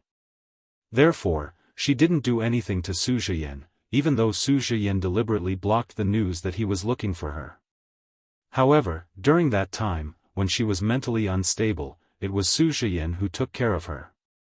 Otherwise, it was unknown whether she would still have the chance to stand in front of him. She heard him say that they depended on each other. How could he use these 4 words? These 4 words were so desolate and bitter. He had such a strong family business and depended on each other. It was suitable for people who worked hard to survive. How could he use these words? She wanted to say it, but she couldn't open her mouth. She didn't have any strength at all. Her strength had been sucked away by his words. He carried her back to the room and placed her on the bed. Before night fell, he hugged her and coaxed her to sleep. "Little demon, don't blame me for taking advantage of this loophole. I know you're a stubborn person, but I also have things that I want to persevere on. You can't bear to part with Yo-Yo, but I don't want children. That's why I can win. Little demon, this time, I'm more ruthless than you. That's why you can only be by my side." She didn't answer. She just closed her eyes and let the tears drip from her eyes onto the bedsheets.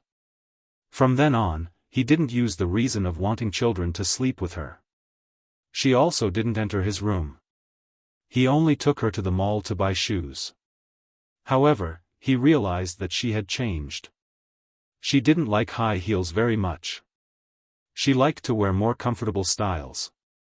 She said, "It's tiring to take care of Yo-Yo. Wearing high heels makes my feet tired. There's a nanny at home. You don't have to carry her all the time. The child is mine. I can only carry her for a few years. When she grows up, she won't want me to carry her anymore." He could hear the sadness in her voice. He wanted to say, "Little demon, let's have another child. You can carry your child again." However, he knew that he couldn't and didn't dare to. He wasn't as ruthless as her. He didn't dare to try. Li Yong called. Zhuang Yichen picked up the call. Then, his body trembled. His gaze landed on Xiaoya. His eyes started to redden and water started to well up. "Young master, I just got the DNA test results. Don't be so agitated. Actually, I didn't want to do this behind your back. I just heard a few servants talking about it. I was curious, so I took your and Yoyo's hair for the test. Young master, Yo-Yo is your daughter. 100%, 100%. The phone fell to the ground and the battery fell out. He looked at Xiaoya. She was looking down at the flat-heeled shoes on her feet. She was even tiptoeing as she said to the salesperson, "It looks like it's half a size bigger, but it'll be tight if it's a size smaller." The flavored bottles in his heart were all overturned. They were all overturned, and the feelings in his heart were surging uncontrollably. There must be mustard and chili in those flavored bottles. He could not control his tears and they fell. Yo-Yo was his daughter. Yo-Yo was his daughter, not Su Zhiyan's. How could she lie to him like this? How could she lie to him and make him suffer? Those passers-by looked at him and whispered. They even pointed at him. He looked at her with a face full of tears. When she looked up and saw him, she was shocked. She quickly asked, "What's wrong?" He only hugged her tightly. She was in so much pain that she couldn't cry out. He hugged her and couldn't speak. His tears flowed freely. He lowered his head and bit her shoulder. He used a lot of force. Those suppressed sobs could be heard from between his teeth and the flesh on her shoulder. She was in pain. Her shoulder hurt. Because he was crying in front of her in public, the pain on her shoulder suddenly rushed to her heart. It hurt so much that she curled up into a ball and couldn't cry out. He carried her. She was still wearing only one shoe. He carried her horizontally and walked away. The bodyguard sensibly paid the bill. "What are you doing? Little demon, how can I repay you?" He pressed his face against hers. As he walked, he said in a low voice, "Tell me, how can I repay you?" She didn't understand. "You don't owe me anything. Why do you want me to repay you? Yo-Yo is my daughter, isn't she?" He was thinking about how she was going to give birth to Yo-Yo when she was mentally unstable. Yo-Yo was so cute, so beautiful, so smart, and so lovable. She was so stunned that she couldn't say a word. She didn't know if the water stains on her face were hers or his. The sun was always so bright. Zhuang Yichen learned how to make cakes and specially hired a pastry chef to teach him. Yo-Yo thought that he was very good. She looked at the cakes that he made. After squeezing chocolate and strawberry jam, they could turn into cute little princesses, puppies or teddy bears. She clapped her hands and said, "Daddy, you're so good. So good." He put the little cake on a plate and squatted down. "Daddy will feed Yo-Yo, okay?" "No, I want to save the cake. I don't want to eat it. If I eat it, the puppy will lose its head, tail and eyes." Yo-Yo was very disappointed. In her eyes, there was a halo of kindness. It was as if she would really hurt the puppy. "Daddy will make more for you after you eat it?" Yo-Yo shook her head. Her voice was still so childish. "Daddy, you should make watermelon, strawberries and vegetables for me next time. Puppies can't eat them. Look at how cute our ice cream is. If she sees me eating puppies, she will be sad. Ice cream was Zhuang Yichen's pet dog. Yo-Yo liked it very much. She played with it every day and they had a very deep relationship. Zhuang Yichen stroked Yo-Yo's head. Okay, we won't eat puppies. Daddy will make strawberries for Yo-Yo right now. Xiaoya stood outside the kitchen and watched the interaction between the father and daughter. She turned around. She thought that even if Zhuang Yichen didn't say it out loud, Yo-Yo would still be close to him because of the nature of a father and daughter. It was the middle of winter and it was snowing heavily. The crowded crowd and the streams of traffic were all symbols of the city. By the roadside, Su Jian stood in front of Xiaoya. The snow was fluttering in the air, dancing wildly, sticking to his clothes, hair, eyes, and hair. The air he exhaled came in clumps. Xiaoyu, come back with me, okay? Jian, I can't leave Yo-Yo. He smiled bitterly. You can't leave Zhuang Yichen, right? She shook her head. I can leave anyone, but I can't leave Yo-Yo. You're trying to say that you can't leave anyone, including me, right? Yo-Yo, you're my life. Xiaoyu, you're my life too. She couldn't say anything for a while. She didn't even dare to look at him. The pain in his eyes would burn her. I'm too selfish. I've hurt you, Jian. Both of them spoke softly, but their eyes were red. She saw him turn around and saw his sad smile. She was in a trance. Besides her consciousness, she also saw the wheels of the car rushing towards him uncontrollably. He heard the woman behind him scream. Jian. Be careful. A force pushed him from his back and he fell forward. He fell to the ground and heard a muffled bang. He heard the sound of the brakes and the car's tires skidding in the snow. Zhuang Yichen's men saw this and ran towards the road in all directions. Attention, Hongcha 866.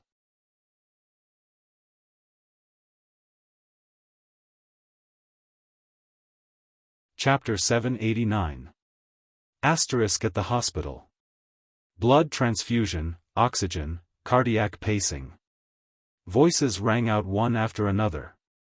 Zhuang Yichen's fist landed squarely on Su Jian's face.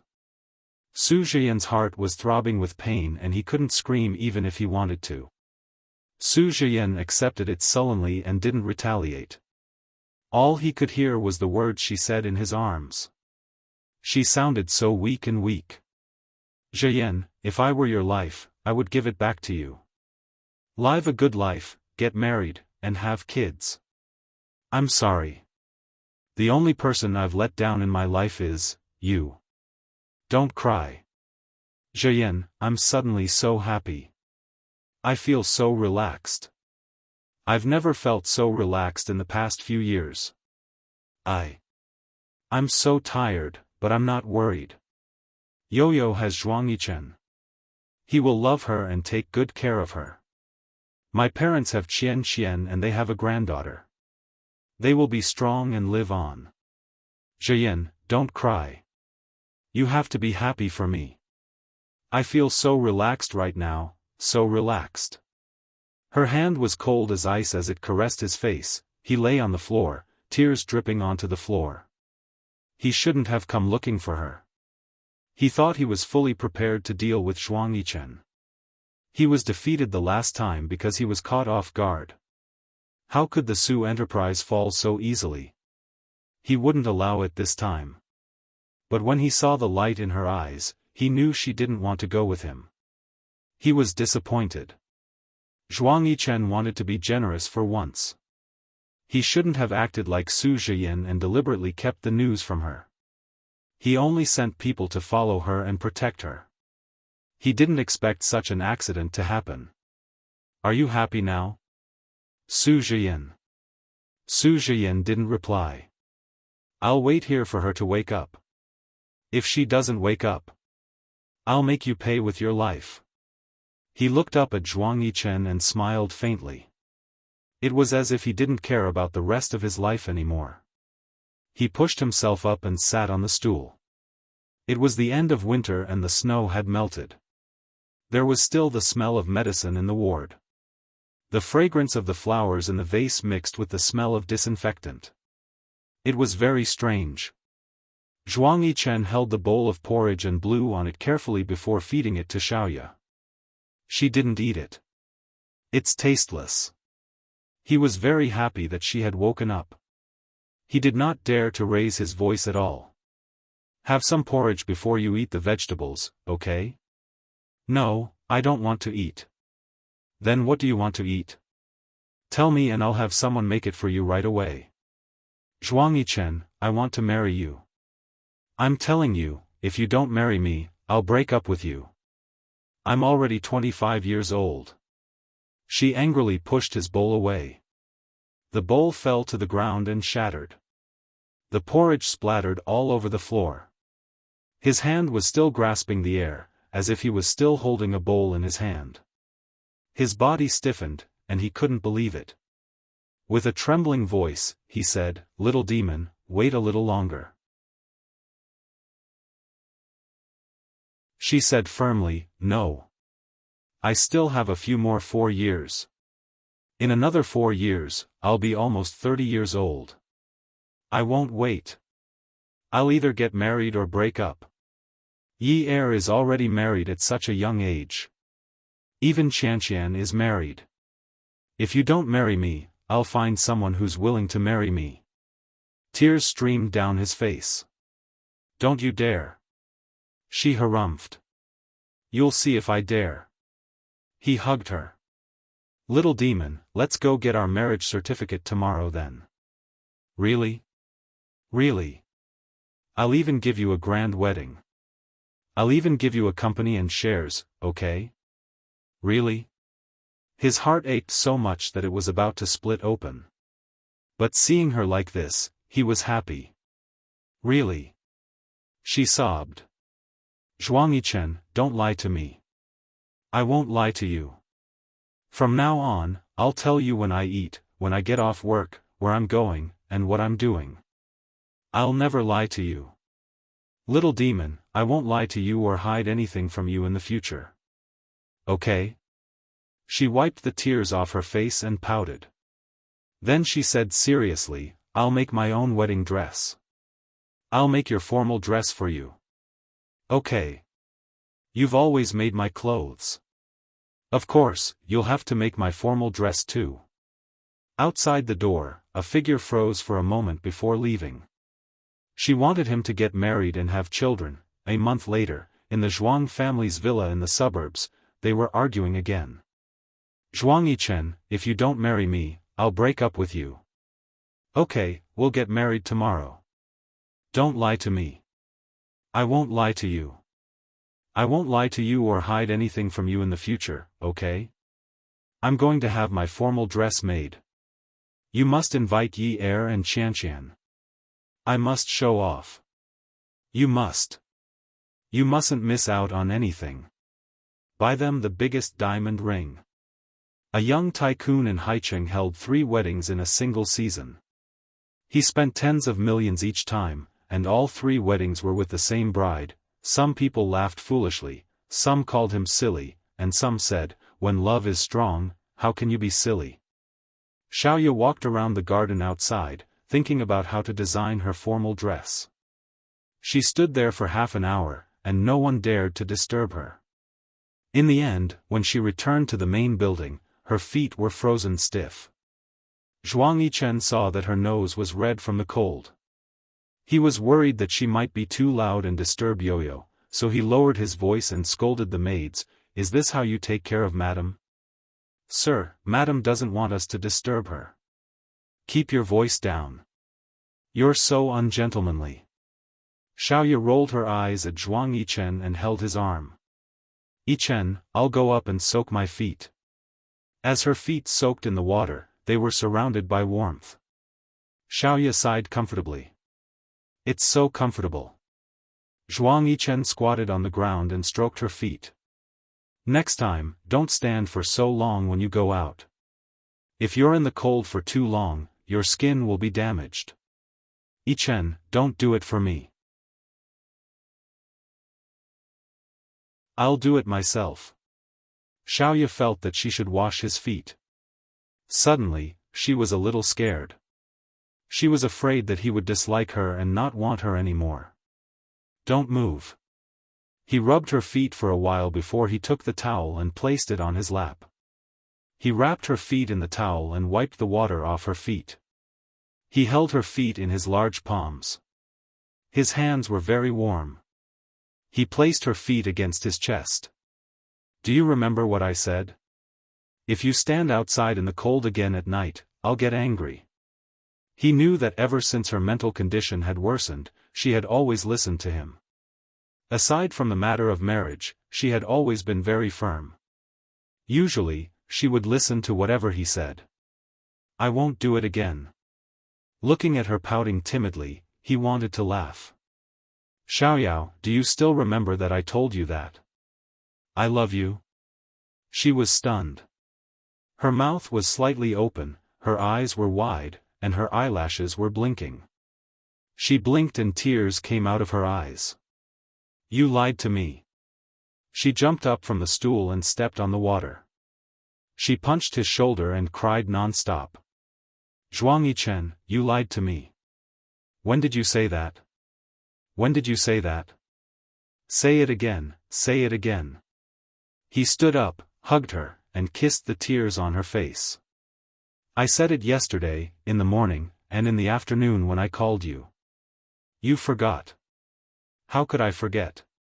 You must be lying to me. You must be lying to me. She cried hard and punched him intensely. She suddenly pushed him away and ran into the study barefooted. The helper heard the commotion and hurried into the room to clean up. Xiaoya entered the study and took a new notebook. She took out a pen and looked at the time on the clock on the wall. She wrote down the year, hour, minute, second, and year one by one and added a sentence at the end. Zhuangyichen said to me that he loves you. Many years later, there were several notebooks in the study. The year, hour, minute, second, and year were densely recorded. Zhuangyichen said to me that he loves you. Zhuangyichen, Yi Er, and Qian each have 2 children. Okay. Why do we only have 1 child? He was delighted and kissed her forehead. After some time, we'll have a child too. The vasectomy was not a major operation, but after it was done, she would need to recuperate for some time before she could have a child. He thought that as long as she was willing to have children, of course, he would want to have 2 more children. Really? Really? Then let's talk to Yo-Yo tomorrow and have another child to accompany her. Okay. End of Zhuangya's narration. Attention, Xinwu 799.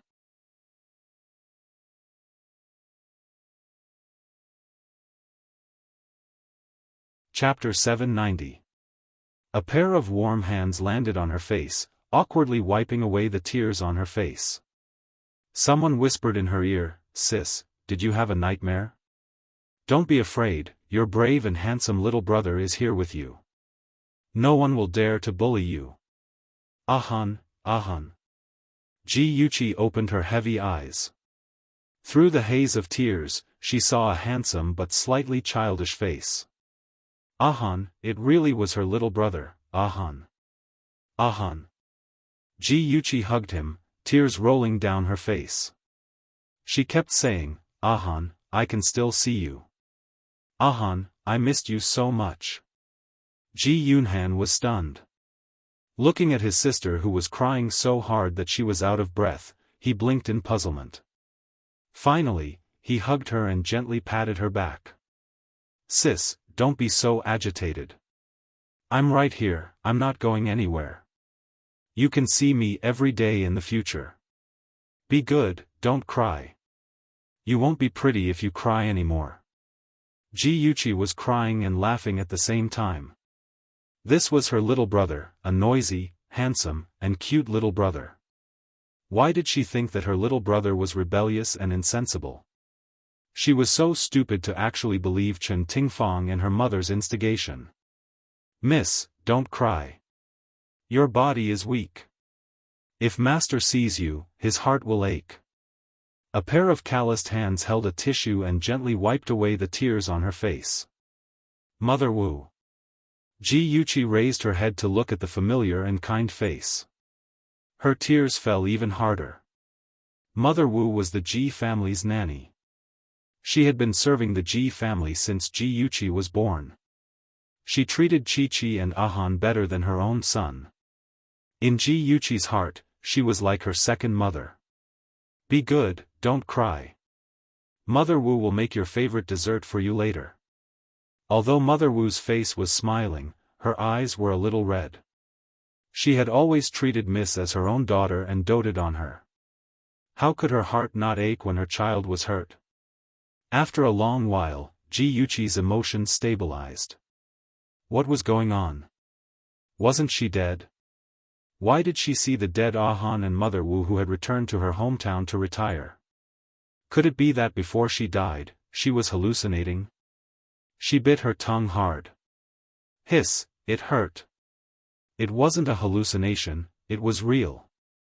Perhaps the heavens had heard her unwillingness and regret before she died, so they had given her a chance to start over.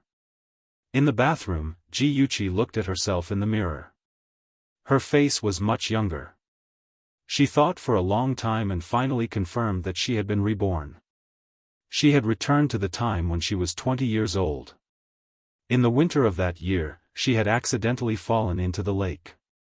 It was Jiang Tianhao who had saved her. That was the first time they had met. Thinking of that man, Ji Yuqi's blood began to boil. Hatred was like a ferocious beast, tearing at her soul. She was in so much pain that she wished she was dead. Her body trembled, and the anger and hatred in her eyes made people shudder. Since she had been reborn, she would never allow those cheese to control her life. She would protect the people she loved and make those who harmed her pay the price. "Sister, are you okay?" Ji Yunhan's worried voice came. Ji Yuqi took a deep breath and slowly hid the hatred in her eyes. She opened the door and walked out.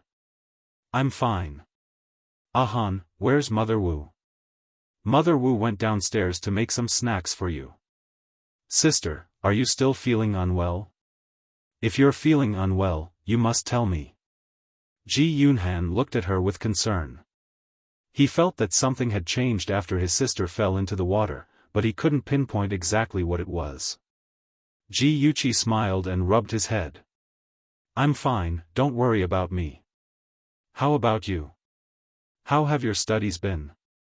Have you been bullied in school?" She remembered that Ahan had just entered the first year of high school. He was originally very good at his studies, but for some reason, he started to skip classes. He didn't study hard and often made her father angry. Later, he joined the mafia. Her father was so angry that he almost cut off all ties with him. Later on, Ji Yunhan proudly raised his chin. "Who do you think your brother is? How could I be bullied? You don't have to worry about my studies, I'm the first in the entire cohort. Of course, my brother is the best." Ji Yuqi smiled and patted him on the shoulder.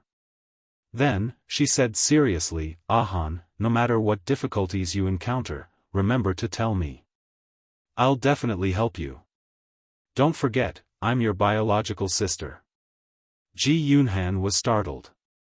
His handsome face bloomed with a brilliant smile. He nodded heavily. "I know, sister." Ever since Yi Zissou entered their house, his sister rarely chatted with him so intimately. She preferred to play with Yi Zissou. However, now that his sister was willing to treat him intimately again, he was so happy that he could fly. "Big sister Chi-Chi, may I come in?" A gentle voice interrupted the siblings' conversation. Ji Yuqi's heart trembled. She unconsciously clenched her fists and stared at the closed door with hatred. She would never forget that it was the owner of that voice who had colluded with that beast, Jiang Tianhao, to destroy their Ji family. Ji Yunhan muttered impatiently, annoying person. Ji Yuqi seemed to wake up from a dream. Her tense body suddenly relaxed. She had to calm down.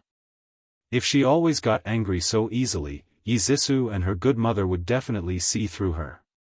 She rubbed Ji Yunhan's hair and whispered, "In the future, even if you hate someone, you can't show it. Otherwise, you'll be used by the enemy, understand?" Ji Yunhan stared at her in disbelief. "Sister, are you sure you're really my sister and not an alien in disguise?" He had nagged his sister more than once that mother and daughter were bad people, but he was always scolded by his sister for being insensible. This time, she didn't scold him and even said such things. Ji Yuqi felt a little bitter. She hugged him. "Ahan, only you and Dad are my family. I'll definitely protect you." Ji Yunhan still wanted to say something, but Yi Zissou knocked on the door again. "Sister Qiqi, are you okay?" Ji Yuqi let go of Ji Yunhan. Her lips curled into a tranquil smile as she said softly, "I'm fine." "Zissou, come in." The door opened, and a beautiful figure walked in. The 19-year-old Yi Zissou was very beautiful. She looked very much like her mother, Chen Tingfang. She had a pair of big watery eyes, a tall nose, pink lips, and a delicate face the size of a palm. She wore a white wool dress that accentuated her graceful figure. Her movements were elegant, like a fresh and elegant lily that bloomed quietly. Others were bewitched by her pure appearance. Only Ji Yuqi knew that her heart was as vicious as a scorpion's. Ji Yuqi's smile grew brighter, but her eyes were cold. "Yi Zissou, we meet again. Sister Qiqi, are you feeling better?" Yi Zissou's delicate face was filled with worry. Ji Yuqi stared at her beautiful face and her pretentious expression. She really wanted to rush up and bite her throat. However, she couldn't be impulsive. She would take revenge for all the pain she had suffered, bit by bit. She pinched her palms hard and tried to control her emotions. She curled her lips and said, "I'm fine now. I've made you worry, Zissou." Yi Zissou seemed to heave a sigh of relief. Her furrowed brows loosened, and she looked at her reproachfully. "Sister Qiqi, you have to be more careful in the future. It's so dangerous to fall into the lake in the middle of winter. Fortunately, someone passed by and saved you. Otherwise, the consequences would have been unimaginable." Her tone was reproachful, but every word she said was for Ji Yuqi's sake, as if she was really a good sister who cared about her older sister. If Ji Yuqi hadn't been reborn and seen through her true colors, she would have been bewitched by her fake kindness. Ji Yuqi's eyes flashed with ridicule, but her lips curved into a gentle smile. "All right, Zissou, I already know my mistake. Don't embarrass me anymore. I was just taught a lesson by Ahan." Ji Yunhan had been standing to the side watching Yi Zissou's pretentious behavior. He was originally very impatient, but when he recalled his older sister's reminder, he didn't mock and ridicule Yi Zissou like before. He only snorted and replied to his older sister, "In the future, don't tell others that I'm your younger brother. I don't have such a stupid older sister like you." Ji Yuqi pretended to be angry and snorted twice. Yi Zissou hurriedly smoothed things over and changed the topic, but in her heart, she couldn't wait for the relationship between the siblings to worsen as much as possible. "Sister Qiqi, I almost forgot that Senior Jiang Tianhao is here to see you. Let's hurry downstairs." Ji Yuqi looked confused. "Jiang Tianhao? Who's that?" Yi Zissou stepped forward and held her arm. She smiled gently. "Sister Qiqi, Senior Jiang is a famous person in our school. How could you forget? Also, he's your savior." "Savior?" It must have been carefully planned. Ji Yuqi still remembered that day when she was sitting by the lake and reading a book. Suddenly, she felt a weight on her shoulder and fell into the lake with a splash. She struggled and shouted for help, but there was no one around. The suffocation grew stronger and stronger. She drank a lot of water and thought that she was dead for sure. Suddenly, a hand grabbed her arm. In her previous life, she thought that it was just her imagination and didn't think much of it. In this life, she was sure that someone had deliberately pushed her into the lake. The person behind the scenes was naturally Jiang Tianhao. He wanted to create a scene of a hero saving a damsel in distress to get close to her and win her favor. Ji Yuqi narrowed her eyes and seemed to be thinking seriously. After a while, she came to a realization. No wonder I thought his name was familiar. So it's our student council president. Her long eyelashes fluttered, and she looked a little shy. Zissou, you said that Senior Jiang saved me? The perfect smile on Yi Zissou's face froze, and her voice was gentle. Yes, Senior Jiang has been very worried about you, so he specially came to see you. Let's hurry down and not let him wait too long. But I haven't changed yet. Ji Yuqi glanced at her clothes and shook her arm coquettishly. Zissou, you go down and accompany Senior Jiang first. I'll change first. Okay, I'll go down first. Hurry up and come down. Yi Zissou chuckled, her lowered eyelashes hiding the strong jealousy in her eyes. Welfare, Hongcha 866. You're tuning into the Dreamy Chapters YouTube channel. We're so grateful for your support, and don't forget to subscribe to join us on this incredible journey through captivating stories. Your generosity through donations truly makes a world of difference, as it's the primary source of revenue that allows me to expand and enhance this channel for you. Thank you from the bottom of my heart for being a part of this adventure.